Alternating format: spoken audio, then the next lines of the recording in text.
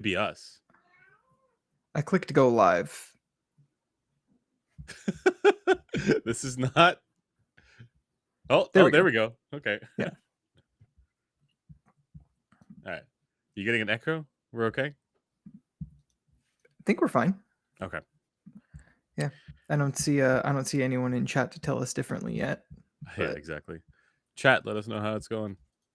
Hold on. I'm in top chat mode. Hello, hello. We haven't done one of these in a while. dude, it's been so long. I've missed it so much. Yeah. I don't know that I've missed it, but no, I'm just kidding. Yeah, no, there's just been tons of stuff going on. Yeah. Yeah, I've been traveling and Yeah. post-surgical and Yeah. a whole bunch of stuff. And you were also traveling, I think, last weekend, right? I've been traveling like almost, I don't know, way too much. I say traveling. I had a family reunion last weekend, so. Got it. How was that? It was good. Wow, that's not the reaction I was expecting. Family No, reunion's supposed to be fun. it was good. It was interesting. I mean, it's a lot of people I haven't seen in like 20 years, 15 years. But It's a long time. yeah. So like that part of it was great. What sucked was we had to go to Vancouver Island for this, and Vancouver Island's great, but the ferry system between Vancouver and Vancouver Island, or like the mainland of Vancouver Island, is awful. And it's overloaded. Like I had to wait 6 hours before I could actually get onto the ferry, and then another 2 hours to get. So it's an 8-hour day just to make it from Vancouver Island back to the mainland. And I don't recommend it. Like I recommend the island, but I don't recommend, using the ferries. Yeah. And I had a reservation for the way there, but I couldn't get one for the way back, and that's why it was like that. So yeah, it's shambolic. Joel says that's what you get for living in Vancouver. Yep. That's or this part of Canada. Yeah. Fidel Castro looking good with a beard. Castro Jr. I feel like calling me Castro is like, I think actually closer to. Well, no, actually, I guess if Justin Trudeau is the illegitimate grandson, that means he's what, a quarter Hispanic? You are the illegitimate grandson. He is the illegitimate son. So he's half Hispanic. Yes, that's the conspiracy. Okay, no. So then, yeah, I would be firmly Trudeau then, because I'm only half Hispanic. You're only half. Okay. Yeah. Okay. Also, did you coordinate that hat to work with the headphone you were gonna wear? No, it just does though, doesn't it? It works. Yeah. No. Yeah. Yeah. I see Ripin Freestyle, which nobody knows who that is, says should have become a ferry captain instead of a headphone reviewer, and I thoroughly agree. You say no one knows who that is. I'm pretty sure I know who that is. Just from the context of the name and what they said, I'm like 99% positive who that is. Yeah. I'm not going to say it because I want them to be able to enjoy their anonymity. But Ripin Freestyle, you should come join the stream at some point. That would be fun. We have said this multiple times and they've never come though. So yes. The door is open. Oh, Kyle's in chat. Hi, Kyle. Yeah. All right. This is my voice just went to all kinds of weird places. This is a resurgent episode of the Noise Floor with myself and one listener. Things have happened since we have spoken with you guys. Many things. Listener has a collab out in the market. No, I'm just kidding. Collab. Yeah, exactly. But we're going to talk about a bunch of audio things, as we are wont to do.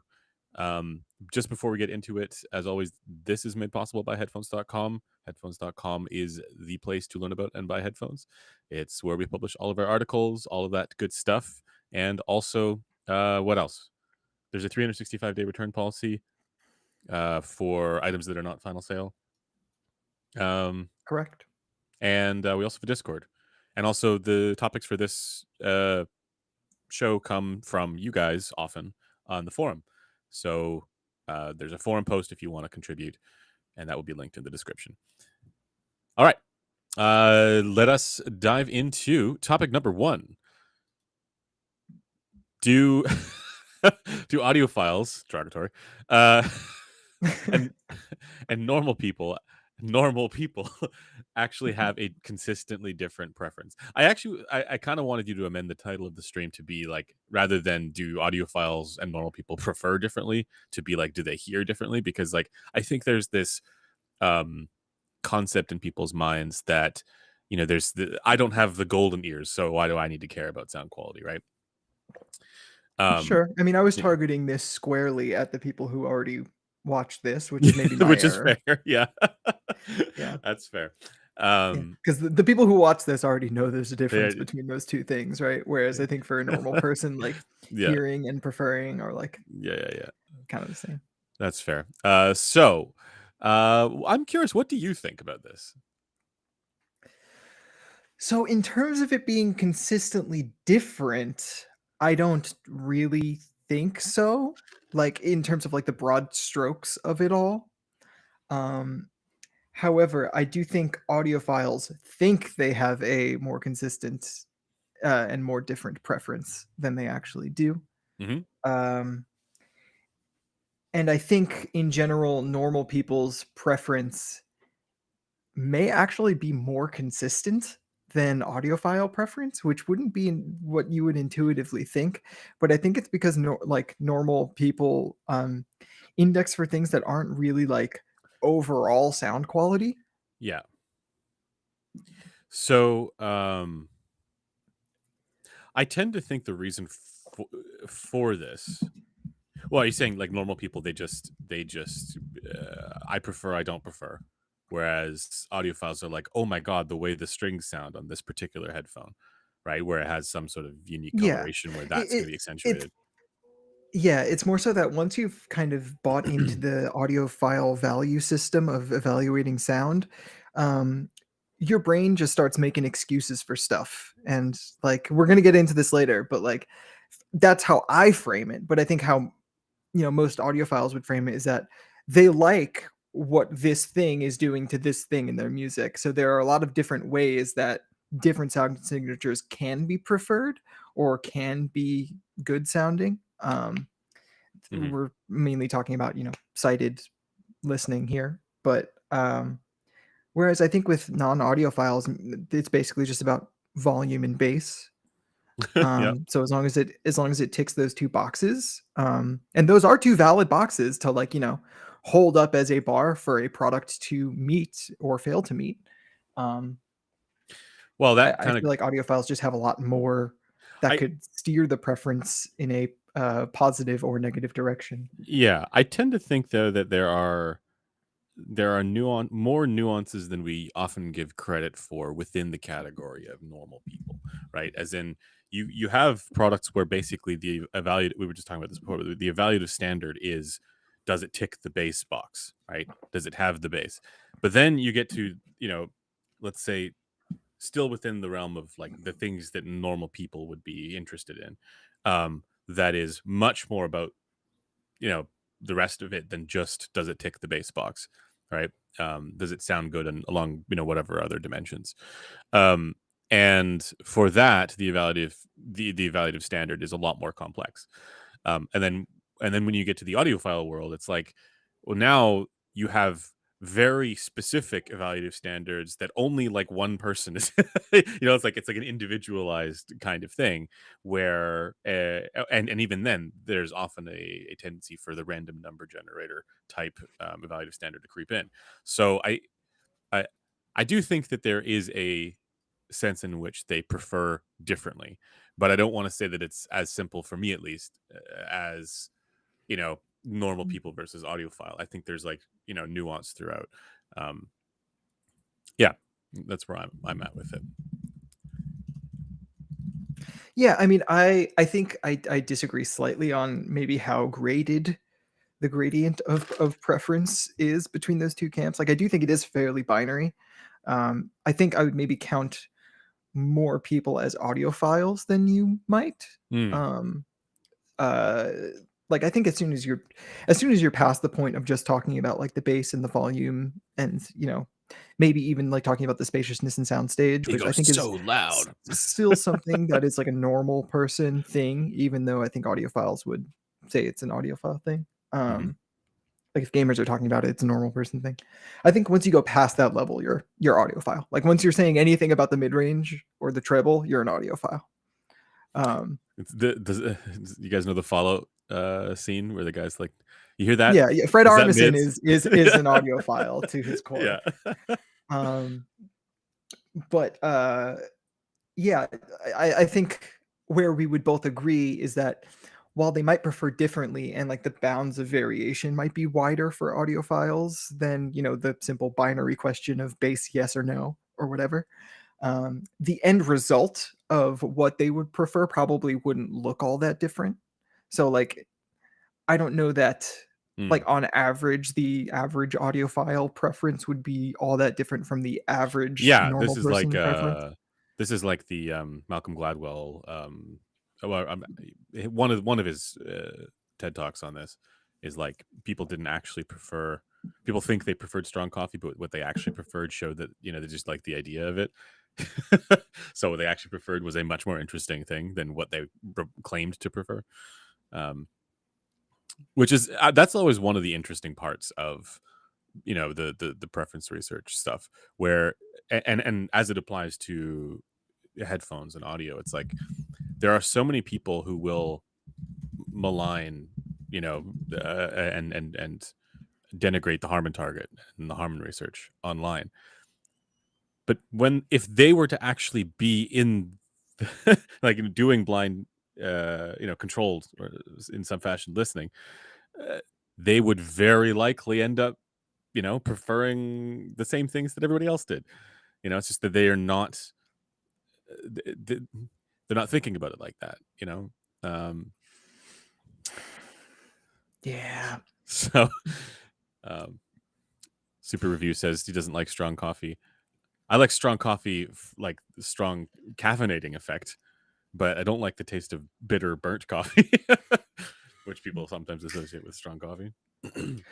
Joel said something interesting.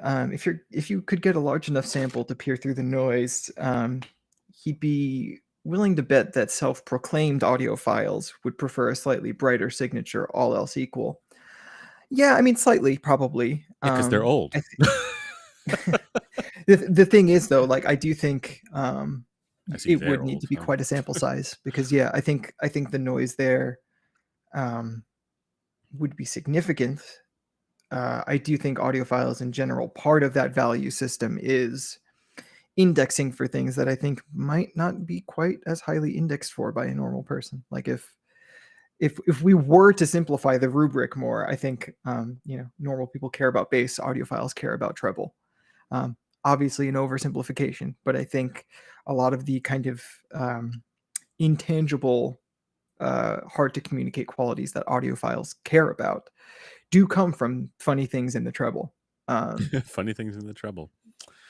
Yeah, this Yeah. is where Sean Olive can clap back at me saying, it's not necessarily HRTF agreement that is preferred. So what's the point of, like we know that people are not as selective for that, I don't think it's that they're not selective for that. I think it's that they're selective for other things, specifically weirdness in the treble that they might like, or where their attention goes in those tests at least.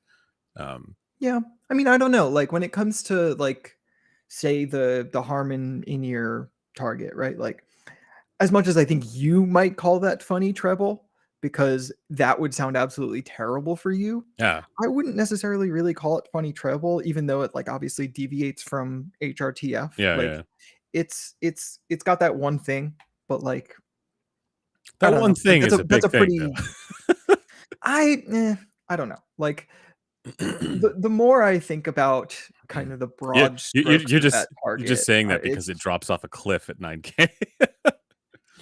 I mean that is where it would be HRTFE, but Yeah, no, I'm talking about like the coloration, like the thing that I think we both acknowledge is a coloration. yeah, I just don't think it's like crazy because I feel like in that region, it would be very hard to know what is actually happening in a person's ear. So, like, Mm, evaluating a graph with that bump on it doesn't really mean all that much to me looking at that graph in that region. Right. Yeah, I think it's just, I guess what I'm saying is that the error bars are so wide there that like tuning to what looks more like an HRTF on a graph may actually be less HRTF in their ear, or vice versa. I don't really know. Yeah. And this is why all IEMs are bad, and you guys who like IEMs should feel ashamed. No, I'm joking. IEMs are great. Yeah, actually, Yeah. we should. Do you want to talk about your Oh, the space travel? well, or the pure? I don't know. Like, is this a topic Oh, that I mean, we you? can do that too. I mean, it's not really much to say unless anyone in chat has any questions. I mean, I basically said all the important Okay. stuff in that video. If you haven't watched that video of Andrew's review of the Pure, you should do that because it's a good review, but also because it has important information, which is that I had a hand in tuning that IEM. It is warm. Listen, ears first. IEM. Listen, ears first. IEM. Yeah, it's gonna be a while, guys. I'm gonna have to not be doing this anymore. That's for sure. But yeah, I don't really need to talk about Pure. If anything, I'm more interested to talk about this, but we can talk about it in the news and impressions section later. Yeah. Anything else on whether on the topic number 1 here? Yeah, I guess so. Kind of, if you had to conjecture, kind of similar to what Joel did. What would be the difference? Yeah. You know, I mean, I kind of agree with Joel there. Like it's kind of funny. There's always this idea that audiophiles will have where they push back against the preference research that's been done. And they say, well, we have at CanGems, there's tons of us with the brainworms. We could potentially set up something. Actually, I think Doug wanted to do something like this as well. We could set up something where we actually do some listening and some testing. And I can see the merits of doing something like that. But I feel that the only real difference that you'll get there between that crowd and like normal people, let's say, or the people that would have been included in the Harman research, other than maybe some slight trend towards the upper frequencies, as I think you'll just get a wider range, right? Like you're from audiophiles than normal people. Yeah. I think you're just going to get more spread, and probably the average, as long as your sample size is big enough, is probably going to trend pretty similarly, for like a downward tilt of 10 dB or 8 somewhere between 8 and 12 dB from bass to treble. It's funny that being exposed to audiophile brain worms and to say that less negatively, to kind of have the experience of a non-neutral, or maybe not what you would prefer in a blind test kind of sound, and the positive things the positive associations that sound can bring, kind of untrains you as a listener, like in terms of its effects on the consistency of output in a preference study, right? Like obviously this is all conjecture, but like I do legitimately think that would be the case. Like I think it would be harder for an individual that calls themselves an audiophile to find something like in a narrower range, like their upper limit and their lower limit would be wider, and their like kind of ideal preference in the middle of that, I guess, would be in the middle of a wider field, or it might not even be in the middle of that field. Like it might be closer to the ends of the distribution, because there are so many different things about the music they are listening to and keying into. So it's probably like it would probably also affect how long it takes them to arrive at that result. But I don't think it makes the result more consistent. I think it makes it less consistent because they're paying attention to so much more. Super Review says exactly what's been on my mind with this topic, which is that audiophiles are more likely to listen to music that indexes for ASMR qualities, and that really is the thing in my view. It's when you say ASMR qualities. So I was going to say this is I've heard this take before, but basically being an audiophile is kind of like wanting ASMR for your music. And I feel like that's the thing that they Like when they hear that, when they hear the, the brush stroke of the whatever, right? Or on the snare drum, Yeah, whatever. Like the thing the it's engineer didn't want them to overly focus on. yeah, exactly. It's like you're like, oh, I can hear just the force that this viola player is applying with on the string, whatever. It's it's that kind of stuff. And once you hear that stuff, that's the kind of once you hear that stuff with a positive valence, right? A positive affectation. Like, so it's not like a harsh one. Yeah, yeah, But yeah. for whatever it is for that instrument, if it's like I like this, um, and I was my brain was compelled to attend to that part of the musical experience, that then becomes the primary thing that people chase. But that is a coloration, right? That Yeah. is some sort of quirky I thing wouldn't about even the necessarily say it immediately becomes the primary thing. I think it just becomes another thing in the library of things well, that can make a presentation of music appealing to you, but whereas the normal person's library is much smaller. Not their music library, but their library of interesting things about the presentation. yeah, but I also well, certainly it becomes one of the things that that they end up being that they end up vocalizing and Yeah, expressing their sure. their interest in more. um, Goddamn frequency response doesn't describe my technicalities. I don't know why I'm saying it like that. That's just the way that people say it to me when I go to trade shows. It's the audiophile voice. Yeah, All right. obviously. Shall we move on? Because Yeah, I we yeah, I can. agree. Can you clearly mark an inflection point at which, I mean, who talks like this in a live stream? Okay, can you clearly mark an inflection point at which the fun and exciting colorations that led to novel experiences and flowery language, i.e., stage imaging detail, became something less desirable slash important? Aha. So this is an interesting question. Do you feel like you miss experiencing headphones like you did before this point? Um, Yeah, so that's a very long sentence to say. When did you stop caring so much about technicalities? well, okay. So that's part of it, but the other part of it I think is also relevant, which is the like. Do you wish you could put the mask back on, like, Yeah, or no, whatever? there's Could a you put your reason head both back into the questions are fog? there in this one point.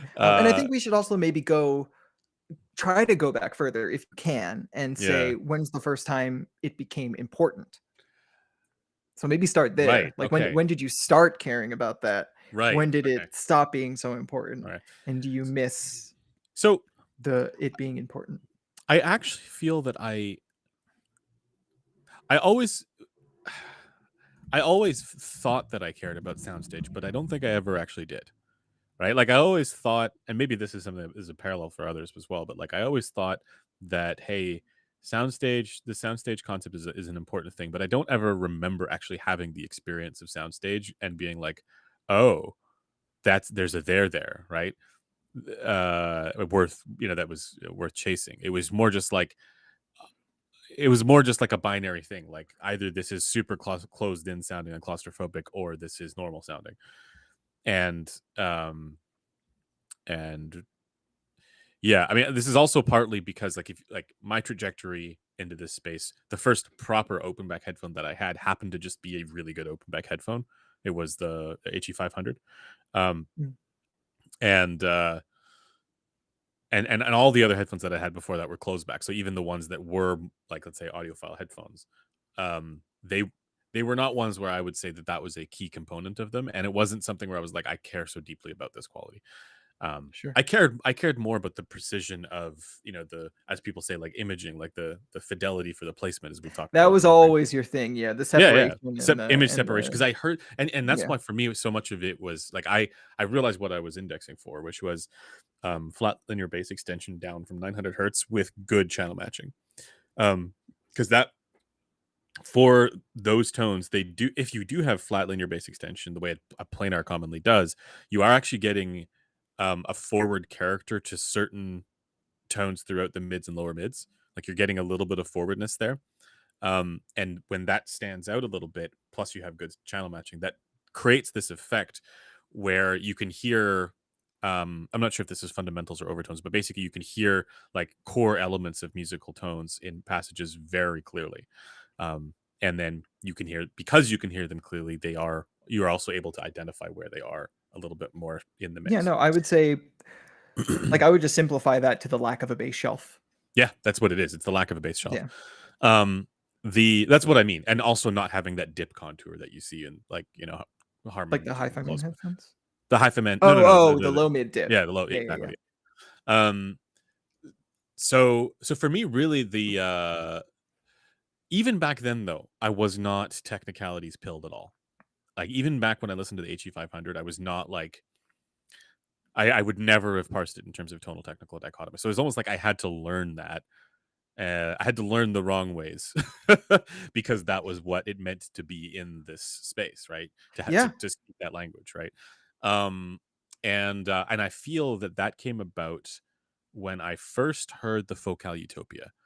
When I went, okay, there is something to this detail concept, right? And there's something to all this detail hullabaloo I'm yeah, yeah, hearing about. exactly, right? And particularly for, like, I'm super into jazz and that kind of stuff, and particularly for that stuff, and in a way, it was kind of the making my music more ASMR-y. Um, but also, like, I remember having a feeling of, like, because I was watching Tiles reviews, and he described the Utopia as being able to peer into the music better than um, other headphones, and that stuck with me. I know it did And because you yeah, use that I used verbiage it. quite a I used lot it, yeah. in Yeah, your yeah. earlier reviews. Yeah. Yeah, and it's a good, it makes sense, and Yeah, no, it's, I he was totally right, agree. that is what that experience was like when I first heard that headphone, and that created for me kind of like a high watermark for, or like it stratified a hierarchy in my mind of kind of like how different headphones could perform, with that one being at the top, for this kind of quality, and like in opposition to all kinds of other headphones like that I'd heard, like the Fidelio X2s and whatever, like all, even some Sennheiser stuff, right? Like all the more like attainable mid level stuff. I never bought the Utopia, right? I just heard it at various different shops and whatever. Sure. um but for the products that I had, right, it was like, oh, this is so much better, right? This has that, it has that. And so that was the first moment that I experienced it, I guess. And I do feel it was like that, making music like ASMR. But to the other point, the other question, um do I wish I could go back to that? Often, yes. The joy that you can, I mean, it's kind of like saying, like, asking the question, do you ever wish you could experience the novelty of something for the first time again? And it's like, yeah, I mean, like, this is like a core motivating goodness in life, is like anticipation and uh experience of novelty, and even if you recognize it as such. And so, yeah, I mean, like, having those experiences for the first time again would be sick. I don't think it's possible to do. Uh, but Well, what yeah, stinks is that, like, it's not specific to a headphone. Like, once you've kind of walked the path and arrived at where I think you and I both kind of are, the experience of every other headphone, every new headphone even, is kind of ruined because what you're bringing to the experience is just a different value system and you hear things differently. Um, yeah. yeah, I mean, there's part of it as well that is, it's like, so on the one hand, it's like, because you've had that experience, the the novelty of it all, like, the next time you have that experience, it's not as, I mean, this is how it is with novelty generally, right? sure. But another part of it, though, is that you've learned what once you've gone down the path to figure out what the cause is, to be able to draw that line, um, that stops being the thing that is the joy of the experience, because you realize that it can even be better. And you know what I mean? And then what you were focused on was not. It was like the golden calf, right? It was it was the mirage, right, or whatever. It was the thing. It's like a yeah. I don't know. It's not the sustaining thing about it. It's the novelty. And so Yeah. I don't think that I. I was going to say as well. The other side of this is that part of that novelty is also because you didn't know all that stuff about it, and all the other things about the product in your mind are a contributing factor to the experience that you have, right? So all the other things about it, like the story about the driver, the way it looks, the design elements, the brand, like everything to do with all of this, there's an extra. I mean, we talk about it's the mythology behind the whole thing, right? Because in that moment, because you don't know anything to do with acoustics or anything with how any of this stuff works, the experience that you're having is a direct result of the mythology of what, or your understanding at least of the mythology at that time. And so now I mean, it's like the line in the Matrix: ignorance is bliss. Yeah. Yeah. So the reason I probably should have started it all from uh, when did you start caring about this stuff? It was But on a I had Tuesday. limited space. It was already quite long. Yeah. Um, but I was thinking about this recently. I was thinking about like the first experience I really had with like audiophile imaging or dynamics or Mm, stage. And it was the Focal Spirit Pro right. with the song "Just" by Radiohead. It both hit really hard, but also had this weird presentation where the drum kit was like floating above everything, and the guitars are hard panned. So it was like the sound helmet effect was very dramatic. Like Mm, everything was just floating in this kind of bubble around me, and then the vocal was in my head. So it just had this very interesting panorama going on. And I remember this, I think, was right. Like I only bought that headphone because I was reading Tile's content. So hmm I think I had started to pick up some of this language. hmm So that was probably factoring into the experience being so vivid. Um, but yeah, I just remember that kind of experience and all of the parts of it that were interesting being something that I wanted to keep chasing. And that's, I think, when caring about like the tech and whatever of it all became something I knew I cared about. It became important once I had kind of joined up into the audiophile community proper, and as you said, was taught wrong, hmm or had to learn wrong Yeah. to kind of be a part of the discourse in kind of the way it existed at that time. Um, Just as a related question to this, do you think that the whole becoming part of it and learning it wrong is beneficial or detrimental, as in like when it comes to the enjoyment of the process, but then also related to that, what's it like for Very people? beneficial. Yeah, I was gonna say Very like beneficial. imagine that It's you came into it's what this makes it a and hobby. It's like yeah, what yeah, makes yeah. it fun to discuss with That's other where I was gonna go people, and because yeah. imagine that you got into this and you learned not wrong, right? Imagine you learned like you came into this. The first experience that you had of something was with went in tandem with the understanding of its cause. You know, like would that Well, have that's the thing, robbed like, the I novelty? haven't learned like, since I joined, I've learned a lot more about, like, the measurement systems we've used, Mhm.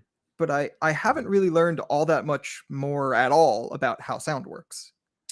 Like, I Well, I would say mean, I've learned a little precisely bit. nothing more than no, because like, I already had You studied that I had before, an engineering background, and like right? I came into HPHQ Right. asking about EQ and frequencies and being confused about Right. why it was bad to EQ, because that was obviously That was the the yeah. environment I had kind of come into Yeah. at that point. But none of that has changed. Like the Right. only thing that has changed is I'm more aware of the variance factors between me and a measurement I'll see, or me and another human. Mhm. Like, but the fundamentals of how sound works are still exactly the same as when I joined Right. up. So Right. I don't think it was necessarily bad for my understanding, and it definitely wasn't bad for my enjoyment because it made it way more fun to discuss with all the flowery language and the kind of Mhm. inconsistency of experience between us all, but not acknowledging the mechanics or knowing the mechanics behind those factors. There Right. being a mystical thing that can't be quantified is way more fun. Mhm. Um, I So don't in think that effect, what was you're saying is what we're doing is we're robbing people of their fun, like people criticize us. 100%. 100%. No, I don't think that can be Yeah. denied, really. Like, I Sorry, think guys. genuinely, yes. Sorry. Like, I don't regret walking down the path that led me to knowing the things I know now. But when it comes to do I miss being able to have the more kind of fun experiences that came from, you know, every novel thing not immediately being heard as a flaw or a coloration or some Mhm. sort of annoying resonance or lack or whatever. I Yeah. absolutely miss that I because eh yeah. that's what made this all fun to begin with. And now what's fun about it is something completely different and much harder to discuss with people. Yeah. I've you're probably not like this, but I've found myself, because I have to do so much listening for my work, uh, like, I'm basically if I'm not editing or working on the production side of things, I am evaluating and listening and measuring and doing all this stuff. Yeah, and EQing sometimes. Sure. The I find myself not looking forward as much to listening to my favorite music because that Yeah, of course. becomes it's like making your hobby a job, right? And that does detract from the joy that you get out of the hobby. Um, it doesn't mean that I don't like when I'm, you know, when my favorite song comes on and I'm in my car and driving, having a good time. It's still great, right? But it's like, you know, the things that I used to do where I was intentionally sitting down to have a wow experience with headphones is not something that I actively do anymore because I'm sitting down to have a okay, let's figure out what the fuck is going on with this thing, session. And that's Yeah, I that's mean, not I think nearly as fun. part of the job of having to identify what's Yeah. wrong with the product Yeah. uh, does does kind of mean that's just kind of the mindset you're going to be in. Yeah. Um, Yeah. Are we yeah, predisposed to uncovering are we um yeah, basically hurtling towards unchecked disappointment at all uh you know opportunities of listening to this stuff? Like, is it necessarily going to lead us to disappointment?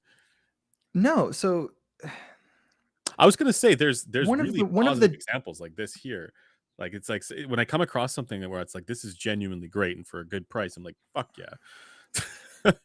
one of the kind of core mixture of downside and upside of this hobby is that the audio space as far as like a consumer space is fairly reliant on reviewers for marketing.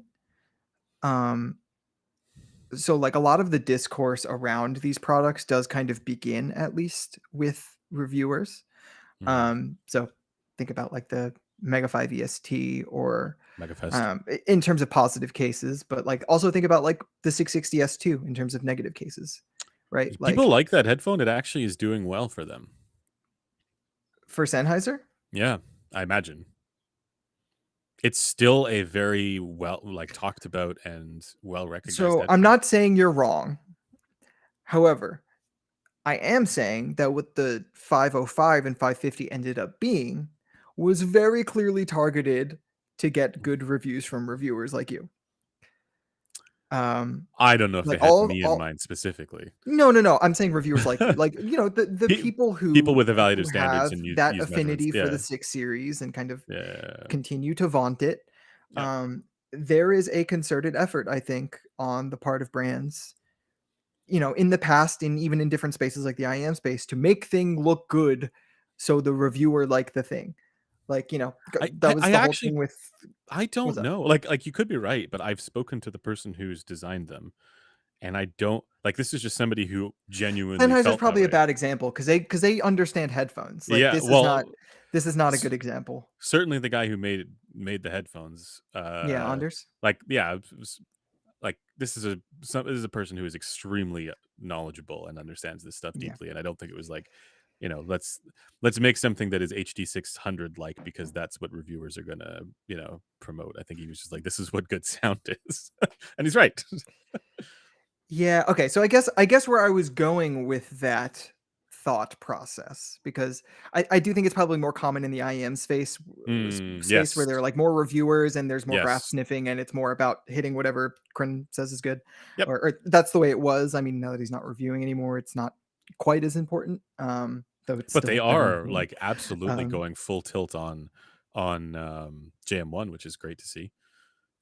yeah, yeah, yeah, yeah, but, So at least for that's apart from I would bass and but I treble. would count that as a downside as much as I would an upside, Yeah, I because, know what you mean. ideally, it's not about what reviewers say, it's about what is Yeah, actually a good product. It's about what is, you know, if there's theory behind it or listening tests or, yeah.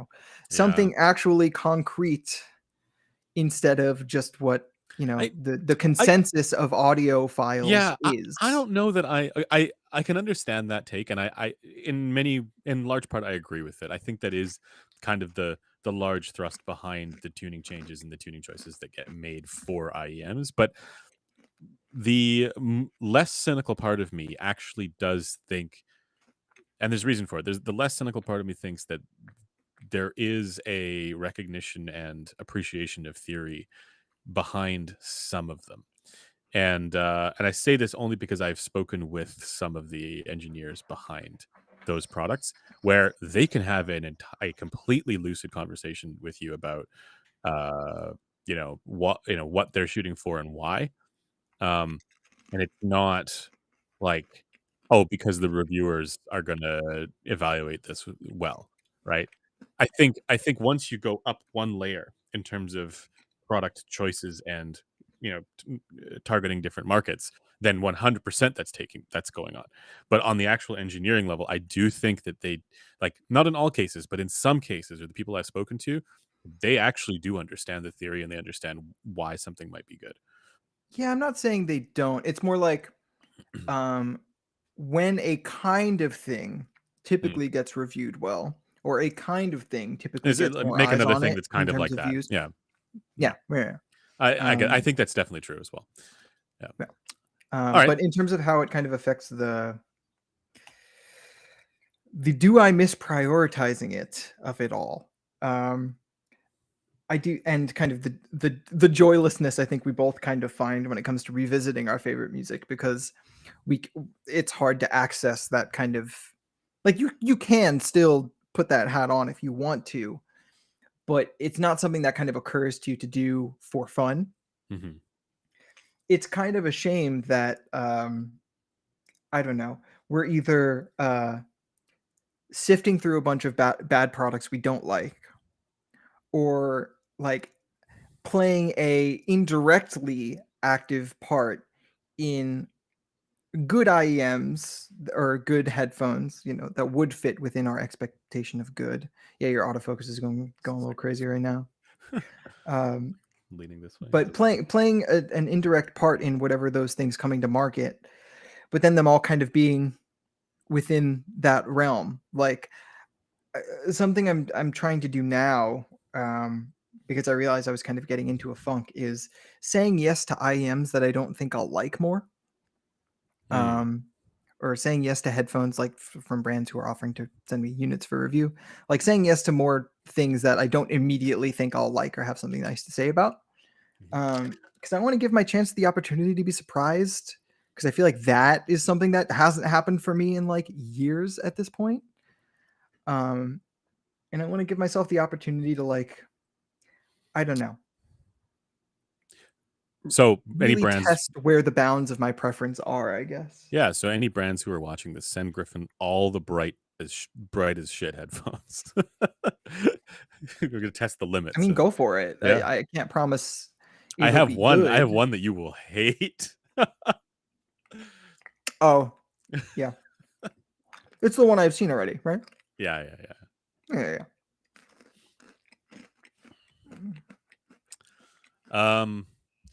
Yeah. Okay. So next topic here. Where should reviewers sit on the spectrum? We're all on the spectrum, let's be real. Where should reviewers sit on the spectrum between subjectively reporting their experience and hedging against that experience with data? So basically, like, You give your take. I'm gonna get another seltzer. okay. Oh, right, he's still I can listening. still hear you, by the way. I was like, well, this is all right. Um, yeah. So basically, this is to me, this is kind of about the question of if a review should be if a review should describe uh, what a person expects will be the case for everybody versus what a person expects or what a person is genuinely experiencing. And I think that's like a forever impossibility, like, to figure out. Because unless you're doing something like what Zeos does, because I think Zeos is the perfect example of somebody who he's just like, I don't, this is not about it's not about what the thing is. It's about my experience. And I'm fine with that. Like, I know the guy, and people sometimes malign him for hyping things up. He genuinely loves the things that he says he loves, and I think he's just fine with going full tilt on this is just the experience, and I'm gonna tell you what that experience is, a holistic experience. And then you have the other side of it where people are trying to, and I've tried to do this too, give an indication of this is how it's going to be for everybody, or this is what you can expect out. This is what anybody, not everybody, but this is what anybody can expect out of this product. And the goal there to be less about describing your experience and more about um, trying to uncover the truth about the product. I definitely, like, as far as the kind of thing that I'm trying to do, it is it has traditionally been far more the latter, because I want the thing that I put out in the world to be a thing that can help somebody make a purchase decision. Like, when I first started in this space, I felt that's the area that was lacking. That's the kind of thing that, you know, I don't want to say Tile actually did that, but it's the kind of thing that I think people got from Tile. And so to me, like, I don't know that it's necessarily I don't think there's an imperative here. I don't think it's like you should do this, you should do that, because I think there's value in all of it. But I also, like, I want to preserve a little corner of the ladder there, where I think it's unfortunate that people don't really engage with reviews in that way all that much, because they're mostly keying in on the enthusiasm with which the person is talking about the product more so than anything else. And because and that's kind of just as part of the general online discourse about anything. um the because uh, at the same time, I'd be lying if I said that my enthusiasm doesn't creep in there when something is genuinely great, right? Like, I evaluate something like the Maxwell, and I'm like, this is great, right? And I'm surprised, and and that has an effect. um so I want to try and preserve as much as I can of the giving a description of the thing that could be useful for anybody, um, n- because that's my ideal scenario, where what I put out into the world is genuinely useful to people.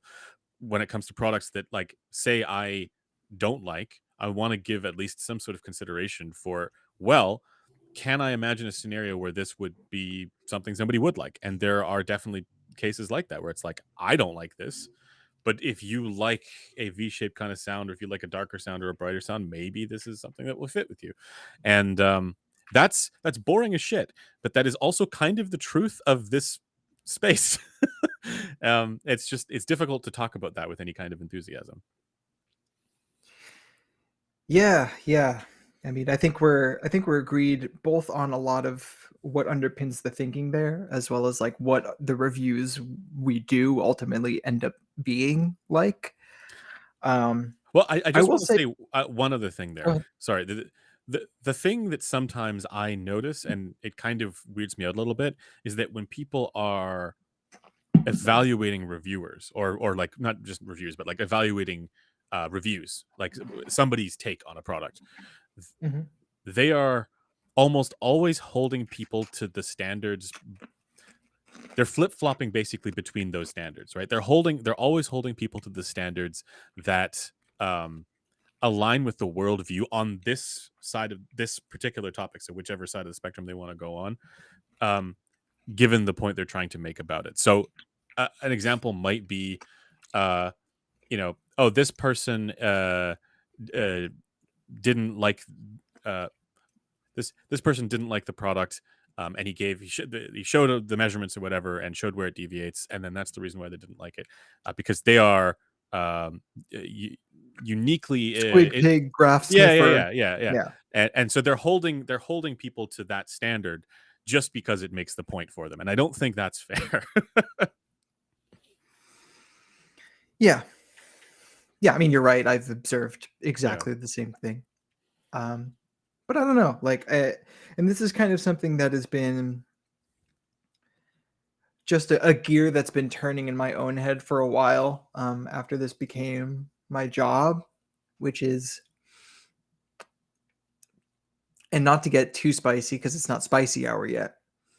Um, They're almost there. as much as I agree, and I do kind of hold up the value that, we do provide a useful service to people by being more to the hedging against our own subjective experience and kind of trying to characterize what may both be their experience as well as contribute to that experience. Um, I think that all does have a net beneficial effect of giving people something more concrete to latch onto, and something to educate themselves about so they can make better decisions navigating a market that is, very likely to provide them something they're unhappy with. It's Hmm. it's a hard market to navigate. There are a lot of ways for you to step on a landmine and just kind of take an L. Um, that said, just kind of squaring that with my kind of internal human value system, I can't help but feel like what Zeos does when he reviews a product, where it's less about actually characterizing what the product is likely to be for someone, but Hmm. instead just kind of bringing people joy or entertainment or something like that. Like I can't help but feel like it's actually kind of truer to my value system as a person to make that kind of content versus the ultra nerdy stuff that I ultimately find interesting. But at the end of the day, it's just Well, helping someone curate their media consumption in the but framework of capitalism. but right, but Like, that's also just saying like this ultimately doesn't really matter, which is true. The the to me though, there is an issue with that still, which is how many people have bought things that are awful just because of that. Yeah, me too. me, yeah, no, Yeah, and everyone so it's like has. Like, that it would have been a better use of my money had I not done that, had I not, right, had and I engaged instead with something else that was trying to give a more, big picture, description of what was going on here, you know? yeah, but like you're correct, but that's why it's a nuanced kind of thing for me to No, unpack, and it's yeah, something yeah. I've been turning over for a while in my But head. but that's Because, why it like, resonates yeah, with people. affecting people's material reality Yeah, negatively by not giving them that information yeah. is definitely a downside. But I guess it kind of depends, like, It's you bringing know, people who joy who you're trying sometimes. to serve and how. Yeah. Um, Yeah. yeah, and sometimes very much just making people poorer. Yeah, I mean, to be clear, like, what we do and kind of our style of approach to this is, Yeah. I think overall more likely to get people a better product quicker with less wasted money. Um, but they do still spend money. Yeah. I don't know. To me, the one of the things that this is going to start to get a little bit in spicy. I don't mean it to. Um, Go for it. on this very podcast, we've talked about, like, for example, the way Amir does his reviews, right? and which is single seating, single line against the Harman target, and um, the defense uh, in terms of those reviews is often that, well, this is just one person's opinion, and at the end of the day, it's determined by whether or not the person likes it. And that's technically true. Like, I can't look at any of his reviews and not come away, like, if I actually read through the review, I can't not come away with, well, this was ultimately determined by whether, like, the outcome here was determined by whether or not the person liked it. It's actually not as determined by the measurements as people think. Yeah. Um and that's it's a reasonable defense. But I don't think that people who find that stuff valuable are thinking about it like that at all.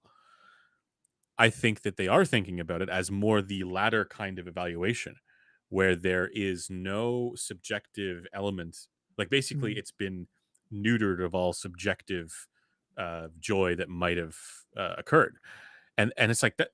Like, if you actually read the thing, it's not at all like that. But nobody treats it like that. Like, people treat it as, well, this is meant to be a recommendation for anybody and for all. And so I don't think it's fair to simultaneously defend the reviewing practices of somebody uh, just because, well, ultimately it's just their opinion, man. If it has been positioned in such a way that is meant to be a statement of the truth about how the product performs for all people. And Do you think that by using any data in reviews and not sufficiently giving the disclaimers that many people would say are a problem with our content, that you are positioning it as the latter when, the review I may be the former? this gets a little bit into, like, the whole, like, how many caveats is appropriate, right? Because you could spend the whole thing giving caveats and disclaimers and whatever else, right? At a certain point, you have to provide people with something, right? But I don't think you need to provide them with everything to lead them to the correct reading of the data, because that would take forever. You need to give them. This is, again, just in my opinion, but you need to give them the um, at least a potential on ramp so that they could understand it better. But that doesn't need to be contained within the whatever it is that you're talking about. That's I mean, that's just how I would like to do it. That's what I like to see when I am engaging with something. I don't need to be hit over the head with, like, these are all the things that you need to know I to don't make need sense the of this. entire Yeah. story Yeah. Just tell me about for this, you to right? talk about this Yeah. one I mean, aspect. and the Yeah. reality is that most people don't understand it. They will never understand it, and they don't care to understand it. It's more they just care that you understand it, right? Everybody is, at least on some level, playing the authority game, and it is, if you are describing something, it's, does this person understand it? Then there's, like, the niche that the folks watching, right, who probably understand it a little bit better, and for them, going through the graphs and everything, I don't need to provide that context because they probably already have done some learning on that already. um so uh so to answer your question, I mean, I think, again, I'm going to shout out our good buddy Mark Ryan here again for the way that he goes about his balance of providing data and providing caveats. He doesn't provide all the caveats, but he provides, enough of it, and doesn't overly. This is what I like about it. It is providing all the information for anybody who has gone through the process and learned all the stuff, but is not overly focusing on it. And I wish that we could all be more. I wish all people could be more like Mark Ryan, where we can basically give our take on something. We can provide all the information and just not make it seem like something is like, this is how it is. But of course, this is so much of this is wrapped up in, like, how we tend to approach these things generally. And also, unfortunately, it's the way that, it's what people want out of a review. They want to be told very clearly, this thing is like this and it is like that. They don't want to be Yeah, told, and, like, well, very often what we see on is this they head, it read might into it perform what like they this. want anyway, even if the review doesn't say that at all. Well, sorry, what's Like, that? and what we often see is that people will read what they want in a Yeah. review, even if it's not there. Even if it doesn't say it. Yeah. Yeah. So So No, I mean, I don't really know how much of a I think it's difficult to answer that question because so much of it is also just a vibes-based thing. You know? yeah, yeah, of course. I mean, I it's just something I think about all the time because I think, of the reviewers in the space, we're easily the most data focused. And when you're the most of anything, I feel like it makes sense to evaluate the merits of doing that Oh, less no, no, no, in case you're doing it too much. And I think there are times when we go a little bit too far. 100% Um, we go too far. No, I was gonna say, no, we're clearly charlatans and snake oil peddlers because we don't, I mean, we're trying to look, shake you up the you paradigm. joke We're about that, creating but I think FUD. there are parts of the content we've put out in the past, both my own as well as anyone else on the platform, that we've put the cart before the horse in terms of uh, maybe framing things with more certainty than we ought to have. But I think it's because the stories that we're telling are the ones that are compelling to us as people who are in this space We're and enthusiastic about the, paying it. yeah, about advancements in, basically understanding the data and what good is and all that kind of stuff, and so that enthusiasm definitely gets, uh, Yeah, that's the thing. We're not amplified. we're not we're not getting over enthusiastic about products and Yeah. selling those to people, but we do kind of sometimes get over enthusiastic about ideas and sell those to people. Yeah. I, Um, but you know what? So, like, here's where I gotta push back a little bit, and it's not Please. I actually think that you're right, fundamentally, that there is a when there is a new thing that we've uncovered or somebody's uncovered that we've been made aware of, it's exciting to talk about, and we definitely talk Very. about that too quickly. Yeah, I think But at that's this that's where you and I get much more Yeah. excitement out of this Oh, space yeah. now. 100%. But the one of the ones that we did get too excited about has turned out to be validated, which is the tilted What? diffuse field thing. You know how, like, like, okay, I know people probably know about this because of Crin, but we were the ones to kind of put that on the map. Also, largely thanks to Blaine. Um, and then we moved away from that because we were like, well, this is a really crude visualization. Like, it's a crude, very basic kind of thing, and doesn't it's not meant to be a target the same way the Harman target was a target. It's meant to Yeah. be kind of like That a methodology at all yeah. like, at its core, the idea is that it's about preference as a loose, vague Yes. Yes. thing. It had to So be. doing just a line without error bars Yeah, yeah, yeah, exactly. was always not great, Yeah. but, it was fine, it was reasonable, whatever you However, wanna call it. it has come out in a more recent study that it is similarly preferred to the Harman target, and it is more preferred for what was it? Spatial audio? Spatial effects? Yeah. Mhm.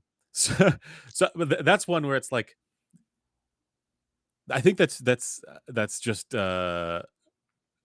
as to me, that fits more with one of my spicy takes on the forum that I had, which is basically that any reasonable target will do, because people will probably prefer it similarly. People aren't good enough listeners to really discern that in controlled tests. Um, and But it's one of those things where it's like, yeah, it turns out that if you do achieve the base to treble delta that people like, it will be similarly preferred to something else that also achieves the base to treble delta that people like. Turns out. So, um, I don't think that we were necessarily wrong for expressing enthusiasm in that. It's I think we were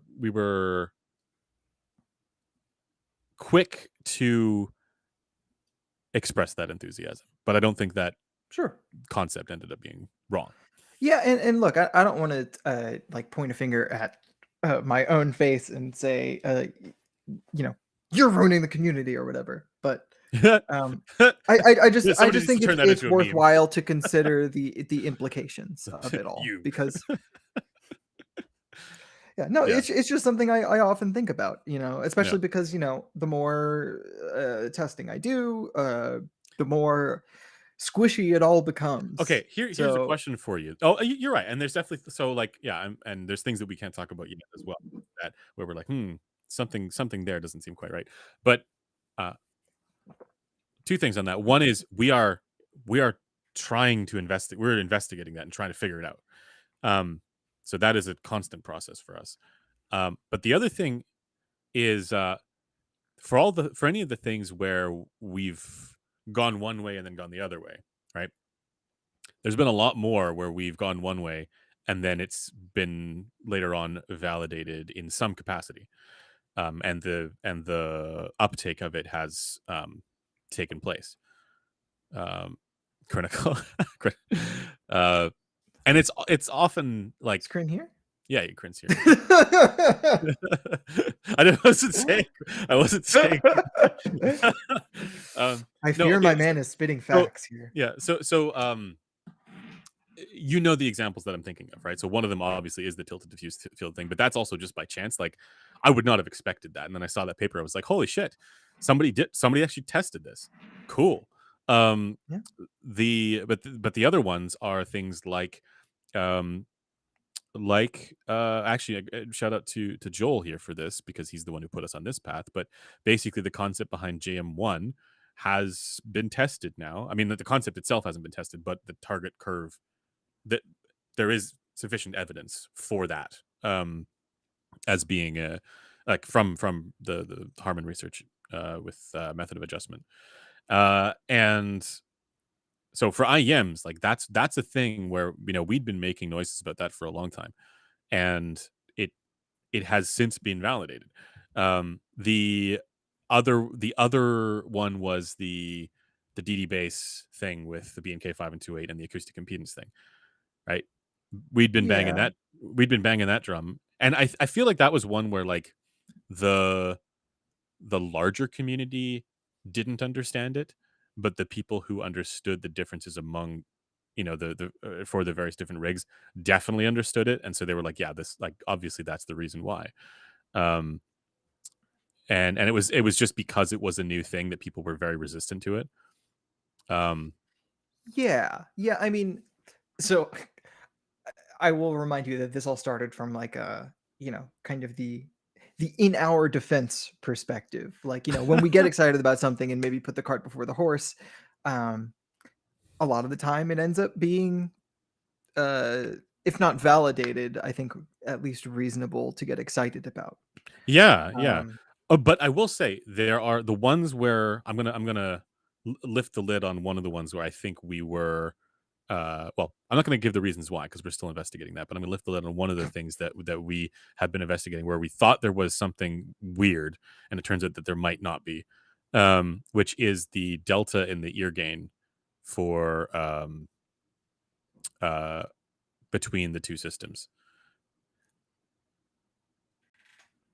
between what two systems? Between 711 and 5 and 2/8, specifically For between the IEM? 43 I mean, AG. No, for what oh, we're oh, oh, yeah, oh, oh. I mean, yeah.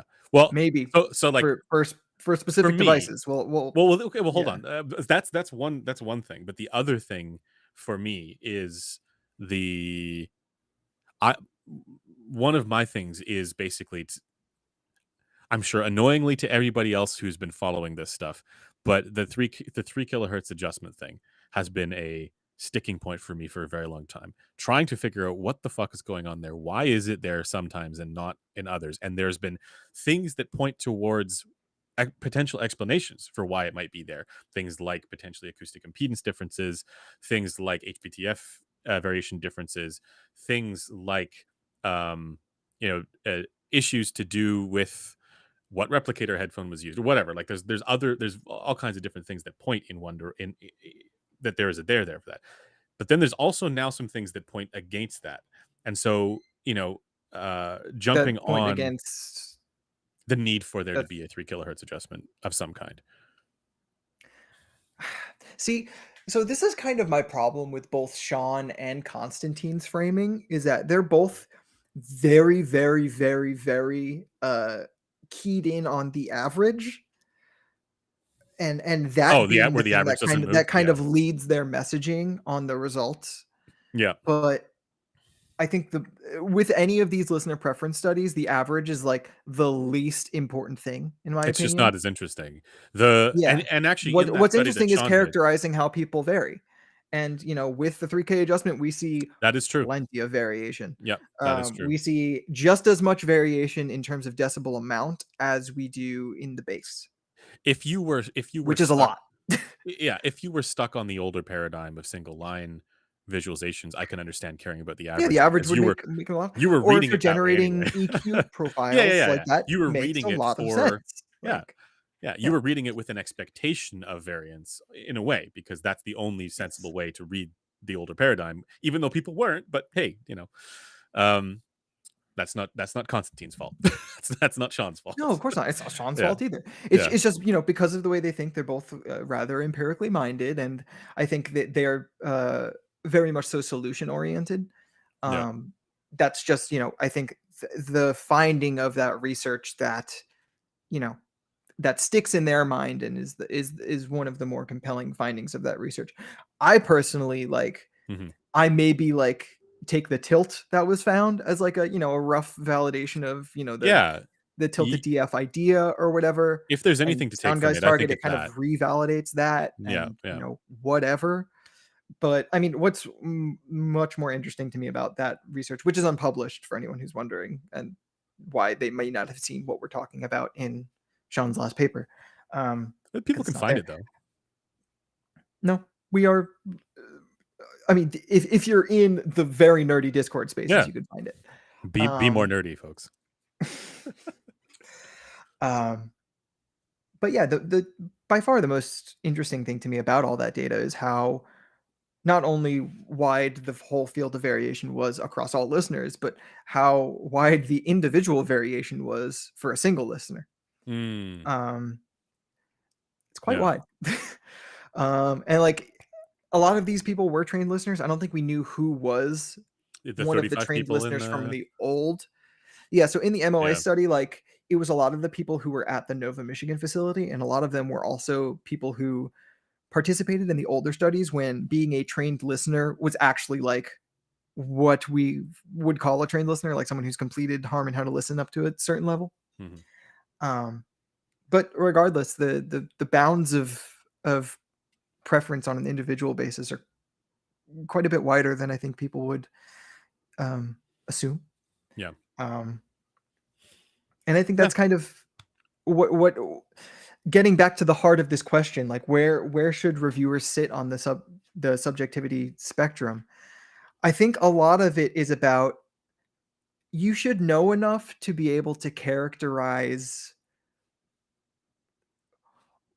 why you prefer something, not in terms of data or a measurement, but kind of in terms of this is a sound that is bright to me or thin to me or warm to me or muddy to me or whatever, and how that sits relative to your baseline.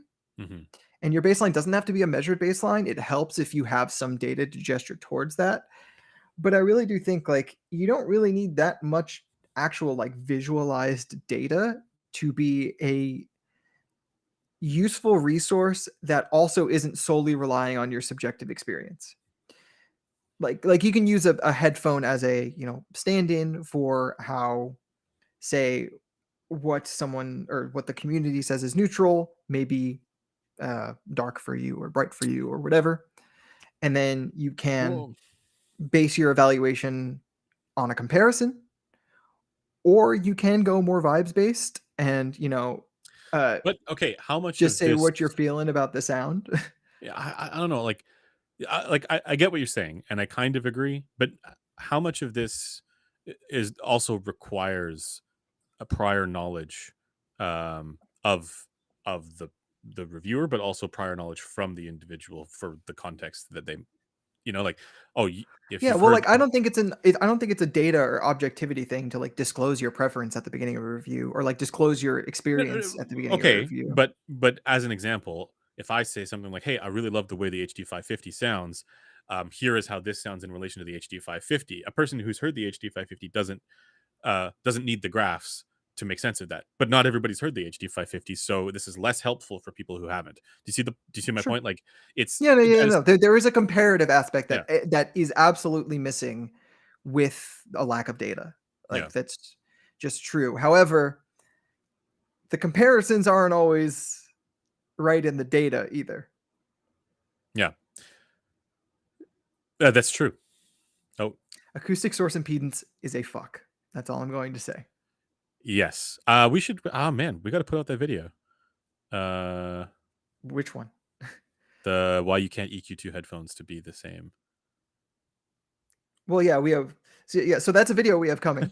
That is done. It's just waiting to go out. We have Yep. another video for this Sunday, but that one's gonna come out next week Yep. probably. Yeah. Um, Tons of videos in the pipeline actually for you guys. I just want to read this yeah. comment from Renato. Uh, reviewers should recognize like reviewers should recognize like this is good but I don't like it versus this is just bad and no one is going to like it. I I think that there is a, a distinction to be made about this kind of stuff where you can basically say, okay, you know, this is something that fits well for people who like this kind of thing, but I don't like it, you know. And then there are products where it's like this is just outright terrible. Nobody's going to like it. The, like it's there's a difference between being picky about the Sony XM6 versus, you know, Sorry. maligning Do the you do you, Acusta do you 300. mind do you mind carrying for a few seconds? I just need to hit the bathroom. Sure, I can carry I my can shoulders still are hear strong. you, so Okay, no so funny we're not business. going to hear you go into the bathroom. Is this we're not? Okay. No. This is what the chat wants. You know, it's what the chat wants. All right, let's let's dive into spicy hour, guys. Let's. What are folks talking about here? Uh, how to develop audiophile ears. How to develop audiophile. Well, you just listen more. How to listen from Harmon inculcates a cultural expectation of what listening is, might not be representative of non how to listen peeps interesting, thus constitute a potentially dubious variable in and of itself. I This is actually this is a very interesting topic, and maybe we can discuss it. Um I don't know that I agree with that characterization of it. But certainly there is something about um being trained that is not representative of what the experience is like for an average person who's never, who might be buying these products. And that I think is, yeah, it's worth exploring. I'm not sure about the cultural expectation side of things though. That's the one I'm going to push back on. Listeners going for the PSSR target. uh, there are people who like Grados. Okay, here's the thing though. Have the people who like Grados compared Wait, those hold on. into Sorry. Grados? I want to shout out that PSSR joke. That was very funny. I don't even know if you understand the context there, I but no, was I that thought it was a Oris that said reference to. that? No, this is Reluctant Engineer. Okay, no, Uh, it had to be someone from Discord. oh, I thought Um, this was a joke about you going to the bathroom. no, you know that post I made on the forum about like the 500 hertz shelf. Like a long time ago, That or was like a few weeks ago. that's a long time ago. Yeah, it was called Musings on the Harman Yeah, target yeah, and yeah, its I remember relation to with the speakers or something like that. speaker. Yeah, yeah, yeah. Yeah, yeah, yeah. That filter mirrors Tool's preferred steady state room response. So Oh, so you're PSSR. okay. But that's what I'm saying. It was very good, but for a very small audience. So it deserved appreciation. I just thought it was Sorry. he was calling it the pisser target. Reasonable. Yeah, Grado. yeah. So I don't know that people would prefer Grados in those controlled test situations. But at the same time, I also think that liking Grados is kind of like what we were talking about earlier, where when it works for them, it is basically doing the music as ASMR effect for certain types of tones that people are then identifying positively. But the thing is, it's like my issue with that is like it makes so much of your music sound bad, right? Like there are some recordings where maybe they sound, they do that ASMR thing, they accentuate various different things, but there's so much music that just sounds awful when you listen to them. It's just harsh. Yeah. I mean, I agree basically with everything you just said. Yeah. PP Athlon We're says, going spicy hour now. Yeah. yeah, no, I know. Yeah. I have the Okay. label up and everything. I'm just Okay. reading it. It doesn't have peppers, but I do think it's something that could be talked about. I wish you would index talk more on comfort and usability. Reasonably comfortable sometimes doesn't cut it, though I understand it's not an easy or hype aspect of headphones. But So this is where I kind of want to, say it's hard to evaluate as a person when you have your own idiosyncrasies to your head. Like for well, example, I will basically never have an issue with clamp. So you'll almost never see me finding something too clampy because I have a pretty small head on this axis. But I'll always complain about headband comfort. yeah. Always. Like basically always. Andrew will never complain about headband comfort because he has a big head Not and never. a Not lot of never. force going outward. I don't like the sorry, I don't like the headband comfort of this. Okay. It's rare. It's rare. As someone who watches a lot of your videos, all of them actually, it's very rare you complain about a headphone that I know I would complain about. Yeah. The But you also complain more about clamp than I ever do. yeah, because bigger head. Yeah. The uh and I complain about weight. I don't like when things are too heavy. Yeah, I think we both don't like Yeah. when things are too heavy. But the other side of it too is that if something genuinely is reasonably comfortable, sometimes there's really nothing interesting to talk about there because it isn't so comfortable that you're like, oh my god, this is like this most amazing, you know, feeling thing. Yes. And IAM will never go above reasonably comfortable. Yeah, exactly. Yeah. um, so sometimes there's just nothing interesting to talk about there. Um, but okay, there. Oh, I wanted to get your take on the pepper, the how to listen bit about. So how to listen How listening inculcates a cultural inculcates a expectation. cultural Yeah. expectation. Listening is might not be representative of non how to listen. Um so are you saying it's exclusively training people to do a certain kind of listening that isn't all that well related to listening to music or like to enjoy it? Like I think The it's way a I read this helpful is tool for audiophiles who want to like be better at no, identifying no, what's bothering them. but But no, I think the point here is that how to listen, like basically training poisons the sample, right? It basically makes it so that you are basically going to necessarily. I've seen this argument in multiple places before in different forms, but it's basically you are just going to be reinforcing a certain kind of sound signature because that's what you've trained yourself up to understand sound in terms of versus if you're coming at it cold, um untrained, if you haven't done the how to listen bit, then you have a more genuine reaction to the way things are going to sound.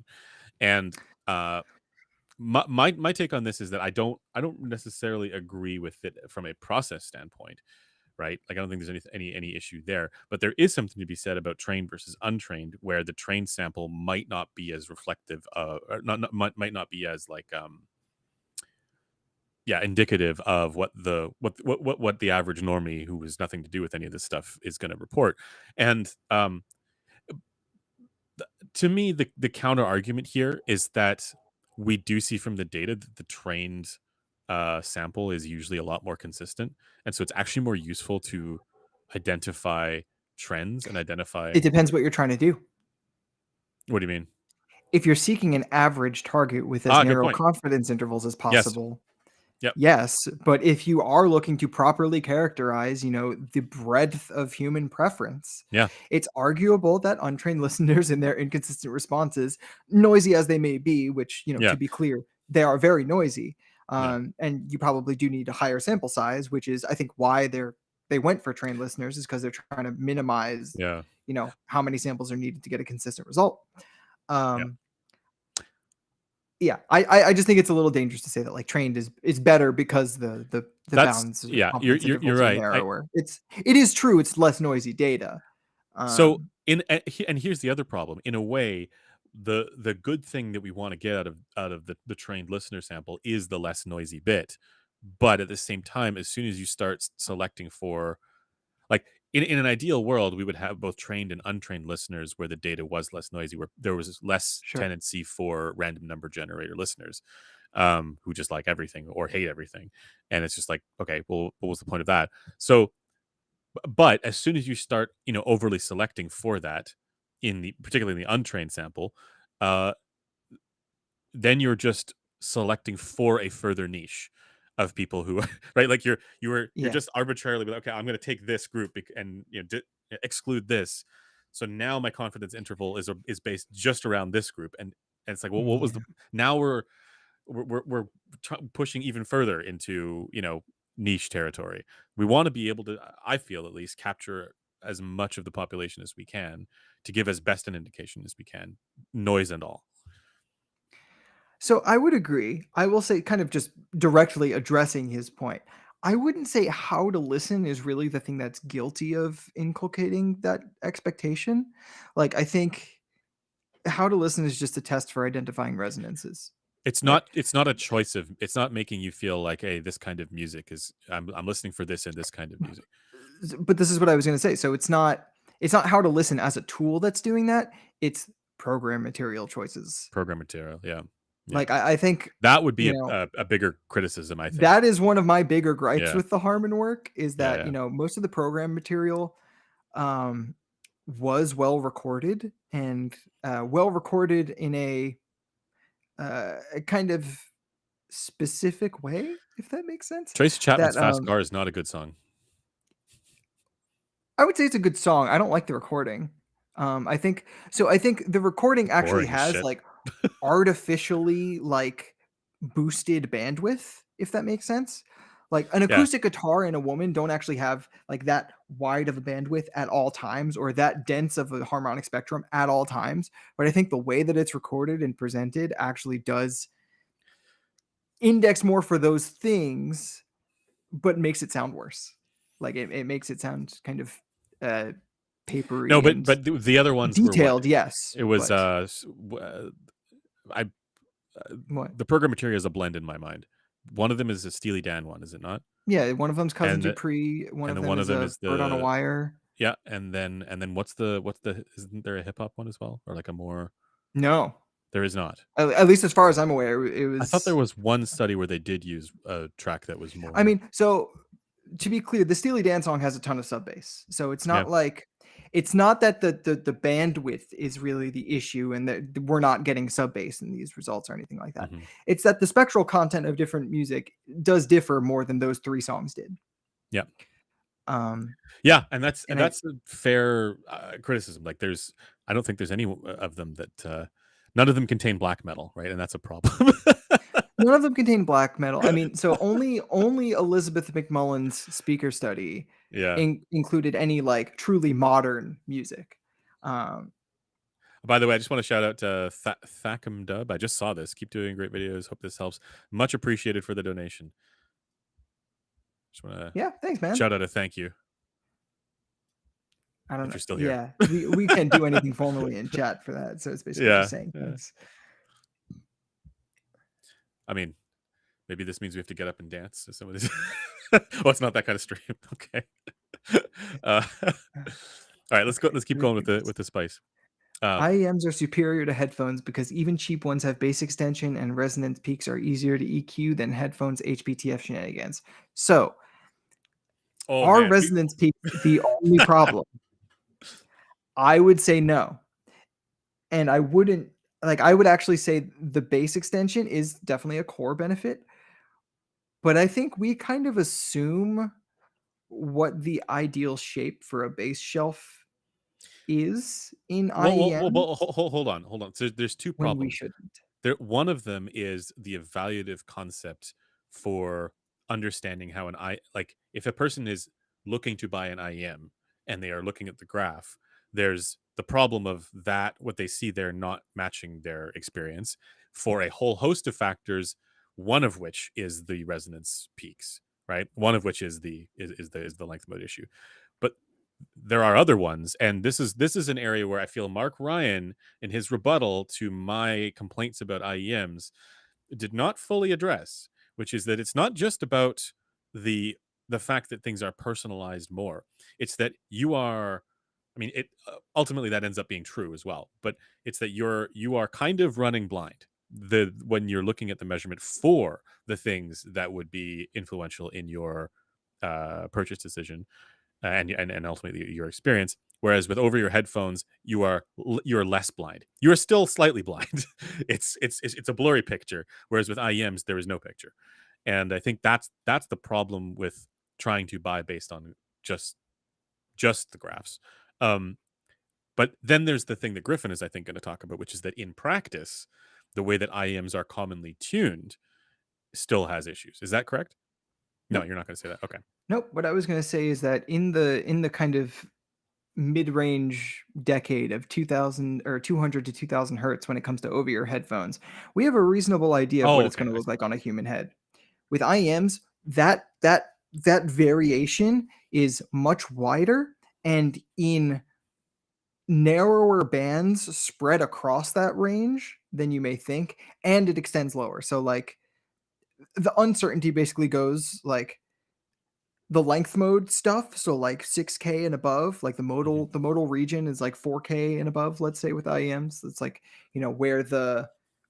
where the length of the volume between the driver and your ear is Yeah. the primary determinant in the treble. Everything else is weird pressure bullshit that we don't even really have a reliable way to measure yet. And the only studies that are public that have been shown to have some data on this show massive variance across the board, like below 4 kilohertz, and also weird differences in narrow bands, which is also reflected in the preference research, which is why, for example, at that 3 kilohertz Yeah. adjustment point, we see like a 10 decibel range or something like that. The ear canal do be a problem. The ear canal is a massive problem. Yeah. The Um, extremely small pressurized volume of air of the ear yeah. canal is a massive problem. And I Yeah. think we make a lot of assumptions for what ideal is going to look like on a graph when we don't even really know how the graph relates to our perception yet with IEMs. Like, I don't mean to sound like a doomer, but like IEMs are great. And we have some pretty good preference research on IEMs, but that's like we're missing a whole side of the metrological discussion when it comes to IEMs, and we could not be flying more blind. Yeah. Um, Whereas Okay. with headphones, it's much easier. Yeah.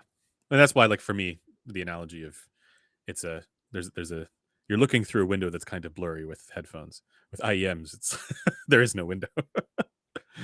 um, all right. Let's continue. I mean, okay. With that in mind, how much sense do you think it makes to still evaluate IEMs based on the graph? Because I think it still makes sense to include that, So but yeah, I you have do. I you have do to because like recognize that it's not going to sound. We have an IEM that we're both going to review. You actually like it, and I would not have expected you to. I I needed to tip have, roll it, but yeah. yeah, I have. Okay, maybe I need to try that as well. But like for me, it does Yes, not. you need to try that as well. Yes, you need to try that as Wait, well. is that a coffee tip? That is a coffee tip, my friend. God damn it! I don't know if I still have. Oh, I do. I do still have them. Yeah. No, you're gonna hate it. So the reason I thought you would like coffees is because I thought you would like the reduction in lower treble below the length mode that happens with Okay, a wider bore tip. You get less of that low treble area. yeah, But what I but didn't even what you just think, said, it implies that there is something true about the measurement for well, how there I is, yeah, might yeah. hear. So But in so what's fucked up about IEMs is with IEMs, the modal region is the easy one. that's Like true. Actually, that's hilarious. this Yes, is the yes, yes. region where we know the factors in play and can Yeah, characterize them fairly yeah, simply because it's just speaker in a tube behavior, right? Um, Once you go below that point, it's where I think people think we have more certainty, but we actually have yeah, less. yeah, yeah, That's why I'm such a stickler about characterizing insert depth. It's because like it's one of the only things we can actually properly flip and characterize with these things. yeah. Um, But as far as people like, that is not going to change at all. That truth is not going to change at all the way people understand IEM performance to be. Yeah, Unfortunately, but sorry, you were talking about an IEM we both have and can't talk about. And I was saying, but the thing I didn't consider with you and coffee tips is that wider bore is going to damp the length mode less. Right. So, Okay. yeah, Well, we'll stay tuned for that video. yeah, I'm excited. I'm excited to talk about this IEM. Yeah. I really do think it's very good. Yeah. It's the nice Rockies. No, It's not. it's not. It's I don't just have it straight yet. up lying I don't have the Rockies yet. about an IEM people do still want to hear about. Yeah, yeah. Okay, let's move on. IEMs. Oh, that was that was the one we just read. Yes. Um, okay. Reviews should know the average human HRTF to evaluate headphones. Reviews or I mean, reviewers? I guess the same thing. It's just if they're distinction makes going a to use difference. measurements, they should know like that basic thing, I think. Okay, Yeah. but this, can we get into the issue of Sean's issue of like, well, HRTF, like, what's the point of evaluating? Like, If you want to grind your axe, I'm here for it. It's fine. Okay, so Hi, Sean, if you're watching. yeah, so this comment here, reviews should know the average human HRTF to evaluate headphones, has a reasonable rebuttal or counter argument from Dr. Olive, which is to say that we actually don't have good evidence to suggest that HRTF agreement, or when we were talking like DF HRTF, like for the fine grained features of an HRTF, um, would be preferred. We don't have good evidence for that. In fact, we have some evidence that not that is actually preferred. Yeah, yeah, yeah. And that's a reasonable. I think that's a reasonable criticism. But then that gets taken to, we don't need to care about HRTF, right? Or we shouldn't.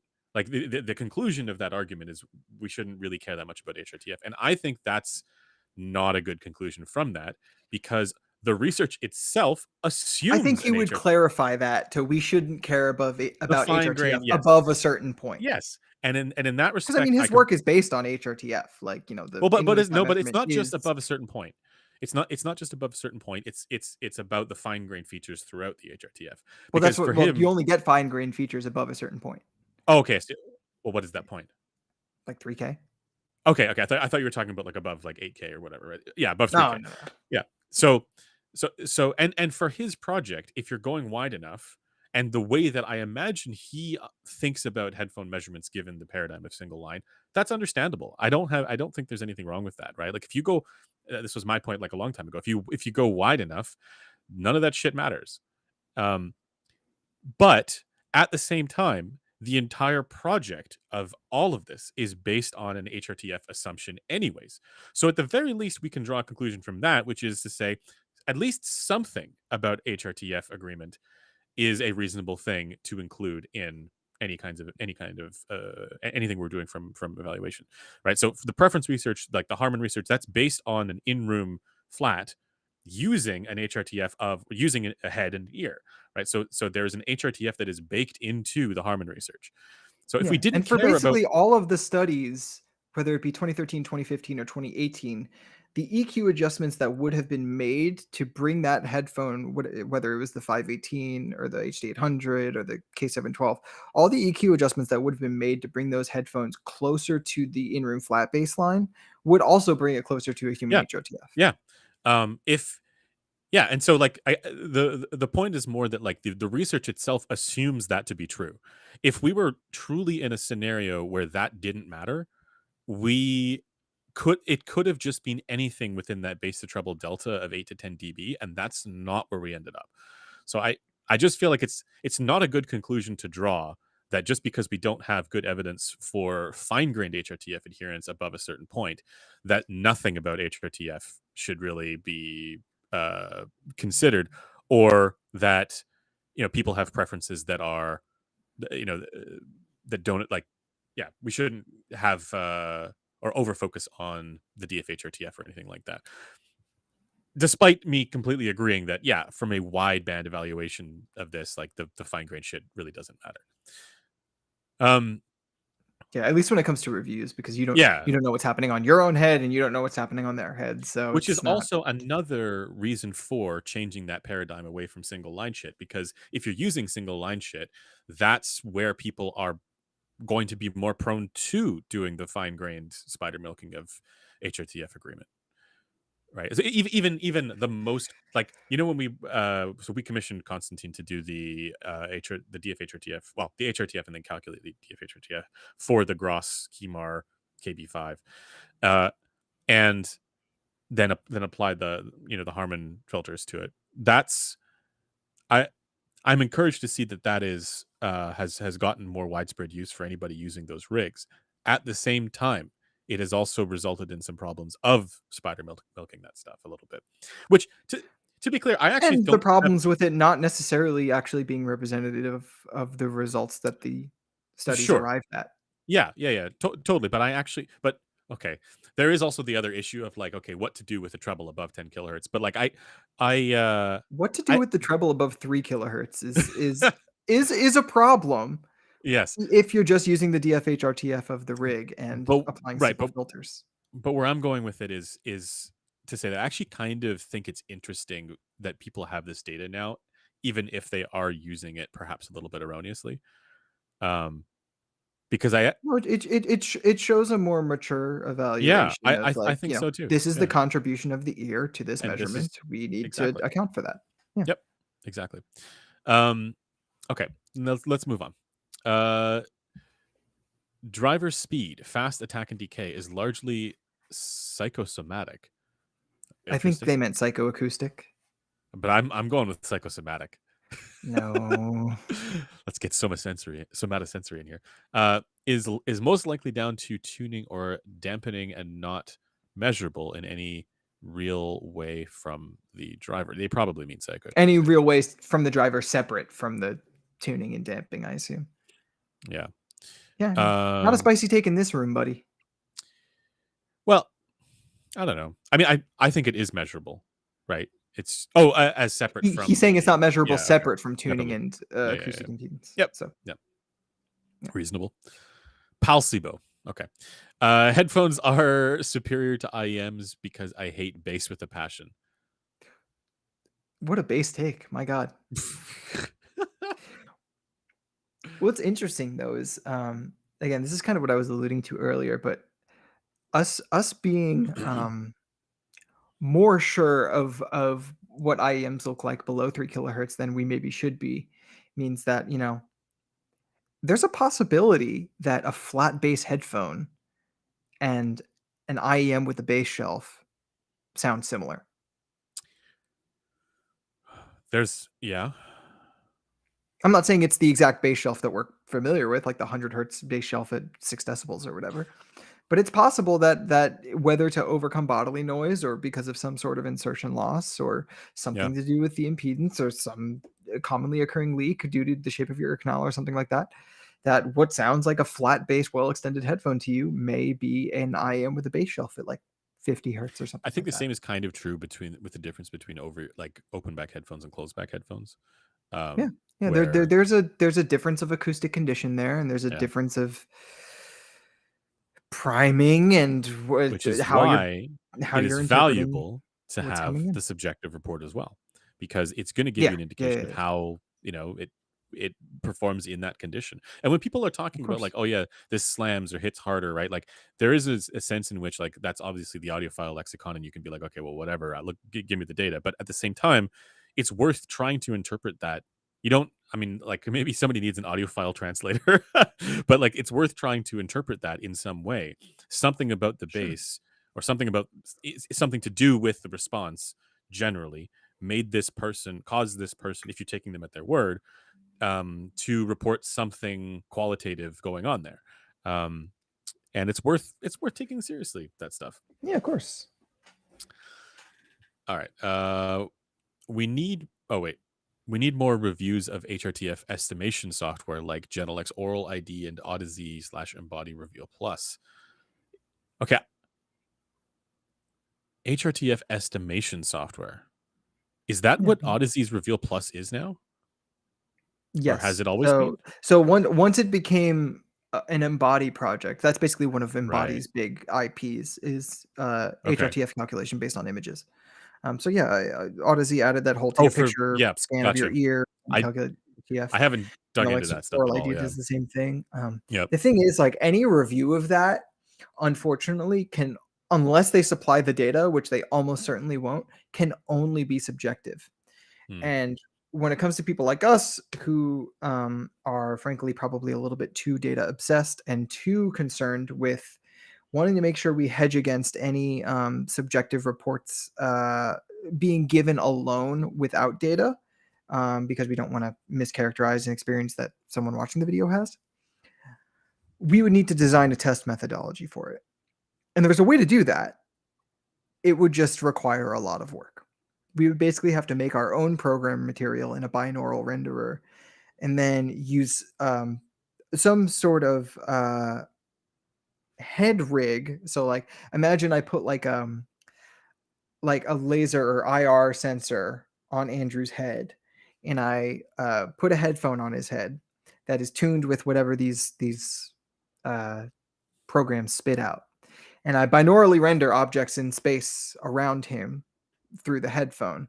And the testing of the fidelity of the HRTF would basically be how accurate is his Yeah. placement when he goes to look at the thing. Um, Useful. that's basically how it's done in the like actual HRTF binaural spatial audio realm, because they can't just like test based on sound quality, because errors versus your HRTF can result in positive associations to sound quality, as we talked about earlier in the stream. Like, some treble peaks can be extra fun or detailed or whatever. So spatial fidelity is kind of how this stuff is typically tested when it comes to like HRTF and calculation of HRTF like that. Because with these, it's not necessarily about simulating the diffuse field HRTF, but simulating the full HRTF, like every instance and measurement at every point relative to your head, Right. which Which is, necessitates an evaluation like this yeah. and not just, against stereo recordings. Yeah. I mean, that's why always like when we do the whole like DF is the best baseline bit because it matches the sound helmet condition. That's with the recognition of we're talking about stereo recordings here. Yep. Yeah. Now I still want to try those things, to be clear. Yeah. Still think there's probably a there in terms of like, it being either a helpful reference, or it just being bad. Like if it's bad, that is also interesting. But yeah. Yeah. Speaking of bad, music sounds better on TikTok is the next spicy take. I don't know if I have not tested this. So music sounds better after being transcoded 3 to 5 times and run at twice the speed. This is a base take. I mean, it's I like don't 2 agree, amps, but right? it's a base Adding take. a certain kind of, all right, let's see. What's the next one? Oh, I've lost my place. Oh, A there's some good creation of a consumer product that has proper baseline and an adjustable app would be more sufficient for a study on preferences of the general population. Population. population. So I guess what he's saying is like we Why? like, Why? I feel like I need like the next sentence. oh, okay. So okay, I think what he's saying is that if a company came to market with a product that was well designed acoustically and tuned well, but also had a companion app that people could use to adjust to their preferences, you could just take the data from that app. But is this is it? Would be sufficient for a study condition. Yeah. Well, okay. Well, but my quibble here is this is this in part suggested because there's a quibble with the sample size? Because with a product like that, you could, have much more data potentially. Yeah. I don't know. I mean, I don't think that's a bad take. I mean, certainly seems like it would be at least interesting, if not the best way to get data. The thing is, you're probably thinking of this in terms of IEMs. I'm thinking of this in terms of over-ear No, headphones. I was thinking in terms of okay. over-ear headphones. Yeah, because it's something Sean had talked about trying to get the JBL team to do for a while, but I don't think they but ever. I still feel you would get better results with an open back headphone. So you'd need to do. Well, that's the thing. Like, low acoustic. none of the Z. devices that have a companion app are gonna Yeah. be a suitable acoustic condition for That's this the kind of problem. testing. Yeah. Unless what you're doing is measuring inside the volume and then making the response the Compensating same on for everybody's head. Yep. Yeah. That would be interesting. That would be very which is cool. doable. Yeah. Yeah. Um, Which is why they use the AirPods Pro 2 for listening tests. mhm. I wish Uh, Sean had used that. yeah, I was gonna say Sean didn't use that. Sean used this, or where? No, What is it? Apple uses it. Yeah. Uh, this guy is what Sean But used. Sennheiser. oh, you still have that thing within arm's reach, no less. It's my daily driver. No, it's So not. You're so I lying. can hear what the there we go. This is my daily driver. Such a weird design. So I can IEMs were hear so weird like 10 years ago, the dude. the replicator IEM, so I can Mhm. hear what people in the study were hearing. No, I'm joking. Should just make Yelp that my Dragons, daily driver with that because I have the K712 as well.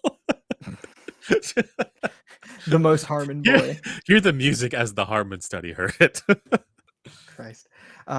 Yelp Dragon says most people won't EQ their gear because of the hassle, a lack of standardization between devices, and the inability to change between presets for different IEMs and headphones prevent widespread adoption. Yeah, this is a cold take, I think. Acoustic guitar and hand percussion is some of the worst source material for evaluating headphones and speakers. Interesting. So I kind of agree, but I want to know why they think that. So do you have a take on this? The weird one here to me is hand percussion. I don't know why that, but acoustic guitar makes perfect sense for why it would be a bad source material for evaluating headphones and speakers. And well, so my dad's actually an acoustic guitar, classical The musician, luthier. and yeah, well, no, my uncle is the luthier. Uncle's the luthier, He used dad's to the build it. musician. But Got it. yeah, my dad's built some as well, but my uncle's the one who does that vocationally. Um, Got it. and yeah, so acoustic guitars can sound very very different from one another, like it's there's a quite a range, um even if it's like you're designing for a certain style. Even within that style there's a massive range, but the other side of it too is that the space that you're in when you're playing can also have a pretty big impact, and also the distance of the microphone. So like, I mean, this is the distance of the microphone is like a thing generally, but like it's the kind of thing that can have a particularly wide variation in terms of what the recording actually is, and things that are unique to what's going on in the recording, that to my mind make it maybe less suitable for a test recording, because you can come up with all kinds of scenarios where a totally wild and weird frequency response for anything else would make that sound good.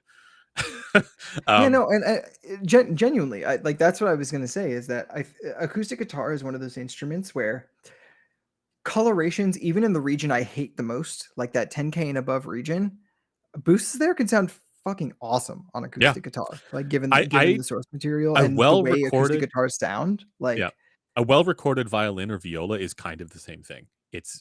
It'll sound great on things that generally sound weird, and so it's not a good disqualifier of anything.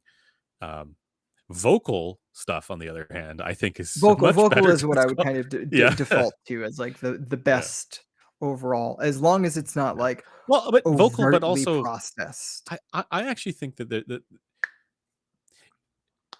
even within vocal, there's a lot of variation there, but at the very least, we have a general reference Sure. point for what the voice should sound like. But the other side of it is like, if it's good to use like something that's not just vocal, like vocal, but also with a band, or like with like a pop song or something with somebody. There's a lot more going on in the Yeah, I mean song. the loudness and spectral density of voices is not enough to Yeah, carry an yeah. You entire need evaluation of a more headphone of the sound. You yeah, need bandwidth and you need yeah, loudness, yeah, which it, voices don't really have. yeah. I'm not sure about the hand percussion part. That I don't have too much of a Hand percussion perspective. kind of strikes me. No, Is it I think similar he's reason? right. It's yeah, I think we don't have much of a reference for it, and I think they're such ephemeral Yeah, sounds that can because of the lack of reference, I think they can sound a lot of different ways in a mix and play their role well. Like yeah. I've heard a lot of hand percussion that's mixed very bright and thin and mostly highlighting the percussive aspect, whereas I've heard hand percussion that sounds very muffled, droning, but it's meant to be more of like a resonance, more of a kind of fullness adder to the mix. So it What's really depends. what's that? So as you know, I'm a big fan of there's a drumming YouTuber called uh Oh, I know the guy you're talking about. Yeah. Estepario Siberiano. Guy's crazy. Mhm. Go check out his stuff Yeah, if you're into insane, percussion. Yeah. insane player. But he does this one thing where he has I'm not sure what this is called, but it's just a big dome with different kind of divots in the dome, and where he hits it, it Yeah, can create handpan. a handpan. Yeah, he's able to play. I think he plays Tool's Schism on the handpan, which is hilarious. He's just flexing his technical skill at The that guy's point, right? insane. Yeah, yeah. Yeah. Yeah, He's I actually wouldn't got necessarily count that as part of hand no. percussion, though. I think Like, obviously, it yeah, is yeah. hand-based percussion, but I don't think that's what they were talking about. No, I think they no, were they're talking talking about about, like like, yeah, yeah, yeah. I know what you're talking about. things with stretched skins Skin, yeah, on. yeah, yeah. Yeah, yeah. It stretches the skin, lovely. But yeah, check out Estepario Siberiano, I think is the name of the channel. Um, Mhm. and actually, he has a band as well, and he has an album out, and it's good. Like a lot of the time, when you like YouTube reviewers, to me, it's like it's the equivalent of like Clinical going from a reviewer to now a brand. It's not the worst comparison. Yeah. Okay. Let's see.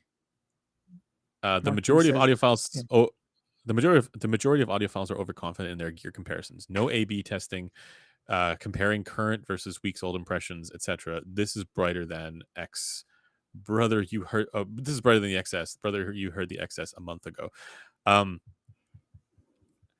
yes, I I do feel though I don't think it's quite that simple. Like, yeah, the auditory memory thing is a problem, right? And you cannot be confident in your auditory memory, really. But I do think that you can build up a familiarity with something over time to a sufficient place where, and you use the same test recordings. You go, this annoyed the shit out of me and regularly annoys the shit out of me. I don't like it. To this doesn't have this problem at all. So it is not as bright as whatever, something along those lines, right? I guess to put it more succinctly, when you're dealing with certain extremes and disqualifiers, then it can be then it's fine. But if you are dealing with things where you're like, I kind of like both of these, or maybe one's better than the other, I would not rely on auditory memory for that. You want to actually be comparing that shit. Yeah, that's basically exactly what I would say. It would depend on the degree of difference between the two Yeah, things being compared, and like if that degree of difference can be yeah, like heard subjectively, even when not in a direct A/B, but like maybe a more extended A/B in terms of yeah, time, or just based on auditory memory from a long time yeah. ago. Like I don't think that's necessarily a, a an indication that overconfidence is absolutely taking place there. Um, I think it's certainly true that some people are overconfident in their comparison and would benefit from an A/B test. hmm Um, I think that the more interesting would be A/B tests generally for other things like source equipment and whatever else, right? Where I people mean, are, yeah, because for the most part, SPL differences are what is leading that you know yeah, those it's a whole impressions. other rabbit hole, though. Yeah, totally. But also, like, I mean, here's another issue. And we've talked about it a little bit in the past, but when you're doing EQ, so this is more directly to the people who are watching this than the people who are the people who reject everything we say. But if you're getting into EQ and you're doing EQ, you create your EQ profile. I do think that there is a biasing element to you preferring preferring the sound with your adjustments on, because it was a thing that you put work into doing based on graphs, based on data. And people are not genuinely, even though you get a kind of A B there, right? Because you can just toggle it on and off. It's not Mm. actually an A B because it's not volume matched in those conditions. So Yeah, your the volume actual matching is the thing that is breaks that it for breaks that, me. yeah. But even Yeah. if it could be, I still think there is a biasing element of people tending to prefer the things like what I'm targeting here is also like the people who are just throwing on EQ profiles and calling it a day. They're like, oh, this is what the science tells me is good. I'm gonna put that on. Therefore, I like it better. You did a thing, right? And it changed the sound, and so you're more biased to liking better. I don't know that people are genuinely coming in cold. Like you need to actually like walk away, have somebody else toggle it, and do the volume matching, then see if you really prefer it. So Yeah. it's a quibble with the way that EQ is done typically, but I still recommend doing it, obviously. Yeah, no, but I think there is a good point in there about generally, and this is something I see more in like more in cameras. the Discord space where people are sniffing way too much already. Like just using very specific high band count EQ profiles and Yeah. not ever really testing themselves to see if they prefer it to something that's more simple. I feel like that's like part of the process. It's like if you're not testing your EQ profiles as blindly and as level matched as you can, Yep. you're just wasting a bunch of time because like, Yep. you could be doing something simpler. Exactly. The next one is a very interesting question and fun for us to get into here. So, it's annoying that so much attention is paid to frequency response and that many people hate when something is off. My HRTF varies greatly from around 2K and above. 5 and 2/8 is overrated. So there's a bunch of stuff in here. Um, all of this is kind of pointing towards the things that we talk about when it comes to changing the paradigm of headphone measurement data evaluation. So this Generally, is this is more accurately where I think Sean's gripe lies, though. Like the gripe you brought up before about like HRTF matching or whatever. I think a lot of people just assume that if they have an issue with the headphone, that no, it's due to HRTF because hold on that's though. I have to my this is then just a mischaracterization of the gripe because I where well of your gripe, yes. yes, Like I because Sean and I will agree on this point. Right? yeah Like so the pushback there is not yes, there is a there to do with specific HRTF effects, pinna effects, etc. And more there's a there because certainly something seems true about HRTFs being generally preferred, given that's what we're dealing with in the first place. yeah. Sorry, I interrupted you. You No, were no. gonna say something I, about this. no. So I was going to say the thing that I'm going to push back against a couple of things here, but in general, I think the spirit of this is not unreasonable. Um, HRTF varying, okay, like HRTF again. To Sean's point, we don't know the degree to which that is even preferred for people. Let's No, just but run he with also doesn't know what his HRTF is. He's assuming that it's the HRTF that varies. He could have a perfect population average yes, HRTF, but his but just be preference getting might be wildly different HPTF effects from the HBTF headphone variation. Yep, placed on his head, yep, such that yeah. So that's yeah. one thing. The other thing is to do with the well. Let's tackle the first part of the question first, or the statement first.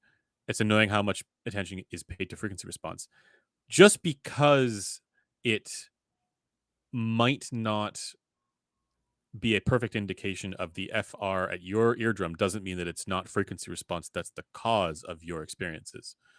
And so if your HRTF varies, as you say, from let's say the 5 and 2/8 or Gross or whatever, that doesn't mean that it's not frequency response. That's the important thing here to be caring about. Um,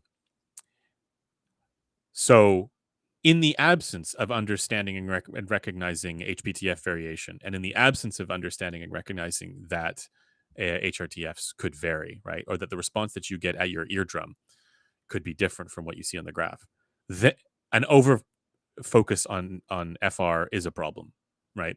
But we exist in a world where we know all these things, and it is regularly reported that these are things to consider. So I think actually more attention should get paid to frequency response, just more holistically, right?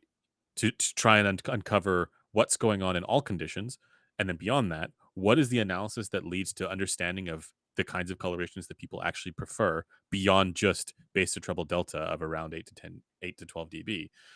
Yeah. I Um, mean, that's all going to be frequency response it's all gonna be stuff. frequency response stuff, yeah. Yeah. Um, it's a mistake to think that there is some other kind of metric that we should be caring about here, when we do know to a great extent that frequency response is not even remotely close to being exhausted as the thing that is contributive to the experience, right? Um, because I know there are people like I'm saying this to be charitable. Like we can be a lot more confident than that, but I'm saying there's a lot of people who will assume that there's other stuff that we should care about when that's not responsible for the experience at all. Um, and also I want to say to that there are, of course, when you're actually using these products, other things that are part of the perception, as Axel Grell says, like the openness and whatever else of a headphone. And that's highly relevant too. But when we're talking about the acoustic causes of things, that it's not just psychoacoustic; it's frequency response. Um, and the last part here, the 5 and 2/8 is overrated. There is a sense in which the pinna effects specifically of the 5 and 2/8 are not the thing that should be focused on, but the 5 and 2/8 itself as a more acoustic impedance accurate device for humans, it's actually not over. It's actually underrated for this. People don't realize the benefit that this actually contributes to people who are doing measurements, because and for us, like, I'm trying to think about how to frame this. It's gotten to a point where with IEMs, closed back headphones, and other acoustic impedance sensitive devices, there's really no point in measuring that stuff on 711. Like, or it's if you have 5 and 2/8 or 4620 available, like it's not. I would never have confidence in a 711 graph for a closed back headphone, a noise canceling headphone, or an IEM if it's done on 711. Yeah. The way I would frame the benefit there, just to put it most succinctly, is that when you're evaluating versus HRTF, the acoustic impedance being accurate really matters, because the HRTF is a acoustic impedance invariant condition. So you need to make sure that the acoustic impedance variant condition of headphones on a head or IEMs in ear is the most close to human-like as it possibly can be if you're going to be comparing it to the non-acoustic impedance Yep. specific condition, which is any speaker measurement, so any HRTF or any target. And we do that. So we need devices that don't screw up any shit under 3 Yeah. kilohertz because they're not presenting a proper ear canal or eardrum load. Yeah. The I think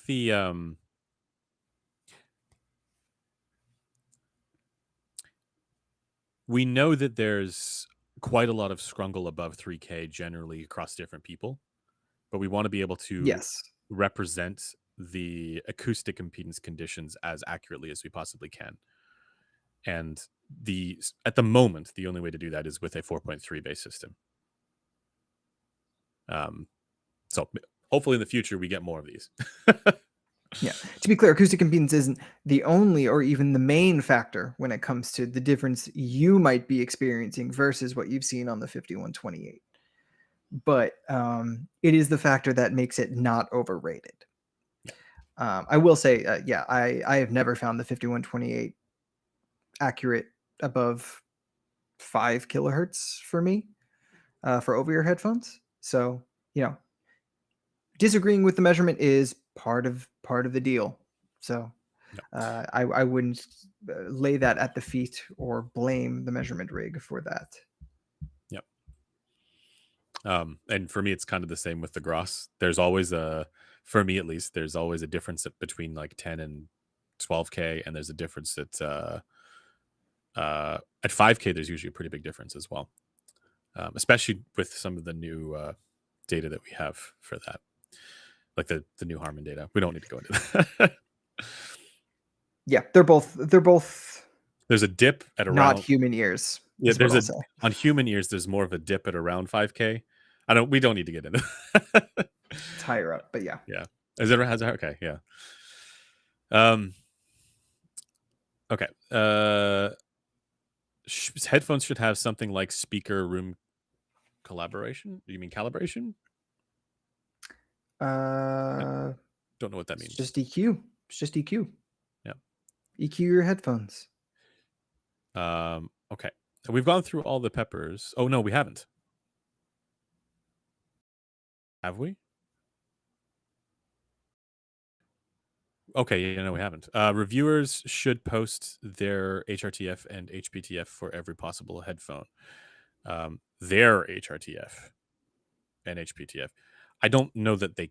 This means probably for the measurement rigs, though, right? Because you can't. Or do you I mean don't know. like the The measurements aren't in-situ? listening. The measurement rigs aren't listening to the headphones, so I assumed they were talking about the reviewers. This is not realistic for most reviewers to do. Yeah, like you can't. Well, okay, we would love it if we could get everybody to have Like, well, maybe we can work on something like this. I'm not going to give too much away here, but there are Yes, like, we can possible do it, ways. but, like, the hundreds of people who are, like, doing Yeah, IEM reviews, that's right? fair. They're Yeah, never going to be able to do this. yeah. So, yeah. That is true, and that is a concern with that. But I do like the idea of posting more HPTF, even if all you have is one system, right? If you have one system, Yeah. you have the HRTF for it. I like the idea of showing more HPTF variation, even just on that one system. Sure. Um, on the topic of leakage effects, I'd like to see more written and video reviews incorporate FR differences given varying breaks in the seal, like what Solder Dude Mm. does. It's an odd exclusion. So, the exclusion makes sense, if you care about doing this in a controlled manner. So Solder Dude, for all of the benefits and all of the great data he gives, I'm not as huge a fan of his measurements of leakage because he's usually measuring it in terms of the thing he's sticking in there to break the seal, not the air volume loss. So, like, for example, he usually tests it with, like, I think a 2 millimeter break or a 3 millimeter break, and he measures the amount that the pad is lifting off of the flat plate to Mhm. do this. When you're actually looking to do this in a controlled way, it's a lot tougher than that. You can do one of two things. You can either build a custom plate system with a removable slot here that can be closed and opened for a controlled amount of leak, So you're which getting the is same what I would leakage, like, probably recommend. yeah, Or you can do it at the coupler level and get an attachment that goes like this is just the ear canal extension for a coupler, but you can get something that goes right behind this ring and has slots of various openness. Like you can get multiple pieces basically, and yeah. it'll have a however many cc's of air volume leak you want to let through. Um, I actually have a if we spicy. were to do any sort of leak testing, I would not let us do just lifting it off the thing as like our big approach to doing this data. Like, Yeah, yeah, if we have a closed back headphone and we want to see how it behaves under the condition of a significant leak, sure, we can break it with a fucking like quarter-inch cable or something like yeah. that. And I maybe we should. But I you see, that's the thing. I actually don't think this matters. Because the way that a product is going to leak across individuals is going to vary substantially. And well, that's why if you want it to be standardized by cc of volume loss, not by a thing stuck in there. Because like well, no, no, no, it'll but give you a more but accurate gradient of right, how okay, it responds but hear to me out here. larger and larger leaks. Yeah, no, but hear me out here. If the goal is to show that as the general depiction of how the headphone performs, yeah, I do think you need some sort of standardized way of doing that. But if the goal is to show, for example, hey, this is where the resonance frequency is on this headphone, I don't know how much that or like here's what happens if you have basically any kind of breaking of the acoustic system, as long as it's not free air, is going to reveal certain things about the properties of that device.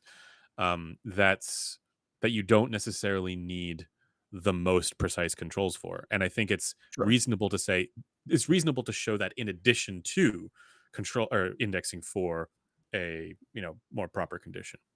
Yeah, you can just lift the thing off and show how it changes as Yeah, opposed to yeah, or like characterizing the entirety of its yeah, behavior yeah, yeah, across a spectrum. yeah. Like or Sure. I'm as just I'm just another saying I think what people would want from us is the better data, the which better data is for sure, and it's not unreasonable showing to want how that. it But varies. like I tend to think that like you can show the headphone driver damping fairly easily and in a fairly reliable manner without having a particular, like, you don't even need to do it for everything. It's more just like, you know, an example might be like a hi-fi planar magnetic headphones. They're huge drivers, undamped generally, and for the most part, uh, people are going to be getting fairly consistent responses with them. But there are some situations where people will get a leak, and it's worth showing what happens when there is a leak, like the Aria stuff, Yeah, right? yeah. And it kind of goes protrudes down past the jaw, creating a non closed front volume. Well, you know what I mean, right? Like creating some sort of condition where it's not perfectly sealed. Yeah, no, I'm And I'm not arguing against yeah, that. reasonable to show what's going to happen in that situation. Yeah, Or the DCAs where if you put like a little bit just in there, fall it's just off. like Yeah. 500 hertz gone.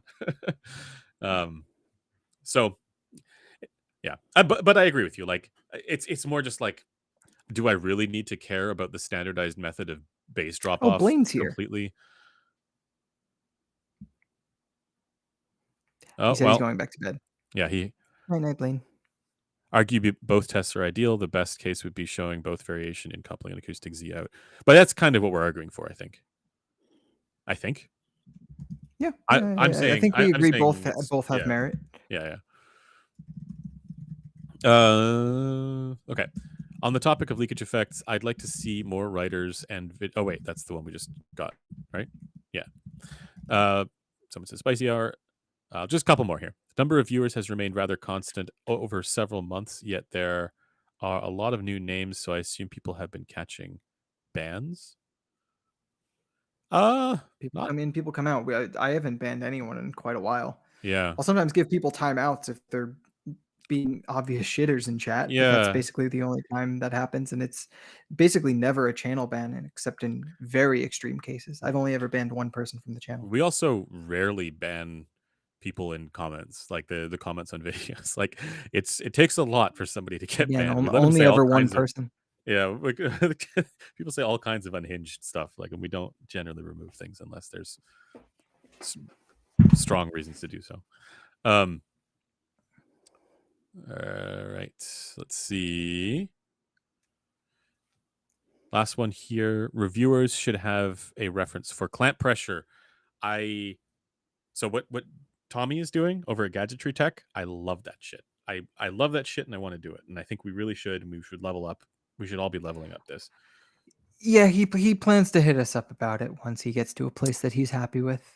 Sick. Because that would also, I mean, like, part of doing measurements, providing objective data, this is a thing that exists everywhere on YouTube. It's why folks like, Bad Seed Tech, we helped them out with the measurement setup there. It's why LTT does this. It's not just to play, like, part of it is, hey, I provide you with this additional thing that makes it so that you have another reference point, another important thing that you can anchor your expectations to, giving you more reason to go back to that place to find information in the future. It's a good thing to have. And I see, so like what I'm saying is, this is not about an authority game. This is not about like, I show this, they don't.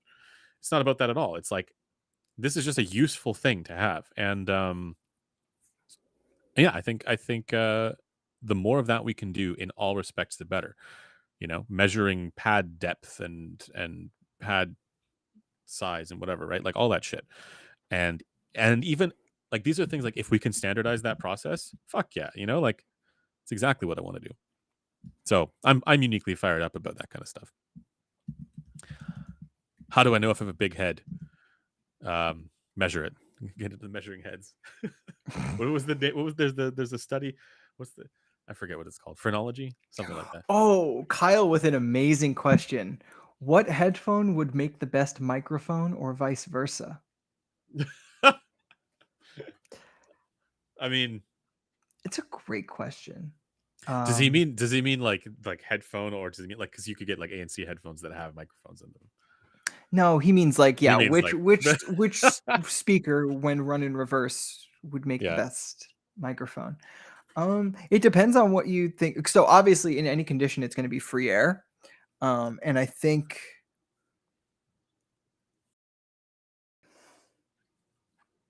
it would probably be an electrostatic headphone, actually. Yeah, use the HE1 as a microphone.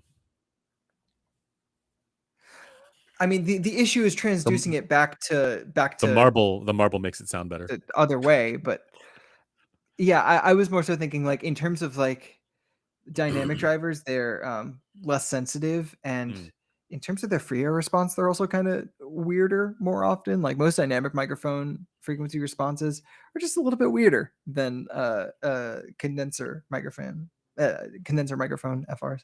yeah. But also, if you think about like a planar, it has most of the time magnets in front that I feel like would be weird. Right. Right. So I feel like the more transparent stator is probably the better choice of the three, and they are typically larger too. Oh, but that would Wait, mean it has a resonance frequency that's quite low.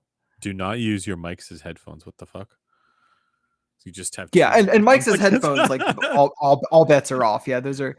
I mean, the drivers could maybe be repurposed into something usable, but probably not. I mean, Yeah. they are technically operating on the same principle of pistonic motion, but they're very different. Yeah. Until you spit in the electrostatic by accident. True. Oh, Very wait, true. I mean, Mark Ryan, this is again a case for the humble dynamic driver. do you actually use the KSC75 as a mic? It's I MEMS. mean, Oh, you interesting. can. I was wondering about MEMS for that. So no, because like MEMS totally fine for a speaker. Actually, great for a speaker because they're so small, their resonance frequency goes flipping to the moon. But that also kind of makes them a terrible transducer for playing back audio because they're Mm, so small, they're so leak intolerant, and they basically have all of their SPL bunched up around one frequency. right. There's some I don't understand some of these. My Spicy's take is Grado is good. My Weeb True Wireless is out of battery. All right. I think is there anything else that you want to? We're coming to the end of the stream here. Is there anything else you want to get off your chest? Any confessions?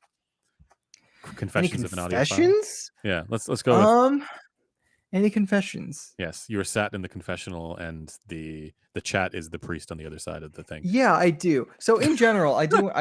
I do, and in general, I want to say that like, I always want to be the kind of person that if I have a change of heart about either a product or a design goal or target or whatever, I want to be upfront about that and say whatever testing I'm doing has led to that. I've been doing some testing recently where the anchor sound thing that Grell was doing and Yeah. talking about. Not doing that because I tried doing that and it was dumb.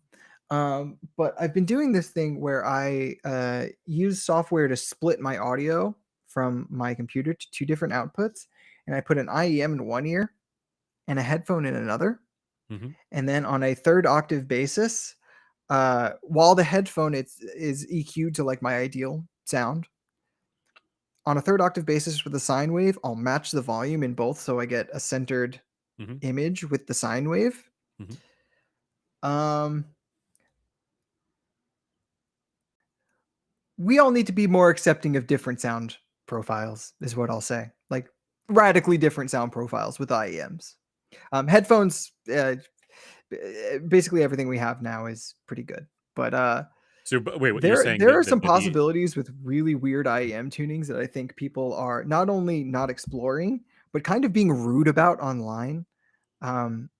I've seen a lot of people are denigrating you saying this. including yourself? No, no, Oh, no. okay. No, because I mean, no, the opposite Well, has like been happening where's the where confession people are here? taking what I say about IEMs too damn seriously. Oh, okay, okay. So it's the No, audience's fault.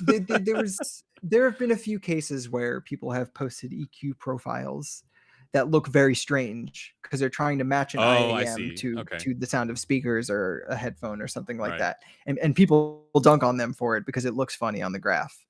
But I just want to remind people how little we know about IEMs and how weird they are. There's a reason why Apple went through all that work and years of research to land on the idea that they need to regularize the response under 5 kilohertz for anyone wearing their Anyone. IEM Yeah. to Yeah. ensure the sound quality is consistent. Because IEMs in ears are fucking weird. Yeah. Um, Wait, so yeah. just to run your little experiment here, you were you EQ'd a headphone to look like it measured reasonably, or was it to your own HRTF in some No, capacity? like it was my HD 800 EQ. Like What you prefer, what you for like. my purposes, goaded But if HD you were 800 to EQ. right, but if you were to measure that that would look normal-ish, right? Like it wouldn't look weird. And I then mean, you until like matched 5 kilohertz, where it yeah, sure. gets, Of course it gets weird and then it because I'm gets not the rig. yeah, yeah. But then you took an IEM in the other ear, got it to match the sound, and found that below 3 kilohertz, things are also much weirder with the IEM, uh, where it would look normal with a headphone. And so the IEM doesn't look normal at all. Um, when you listen to the IEM And I ran this now, multiple times, and it looked different every time. oh, that just indicates that we're bad at.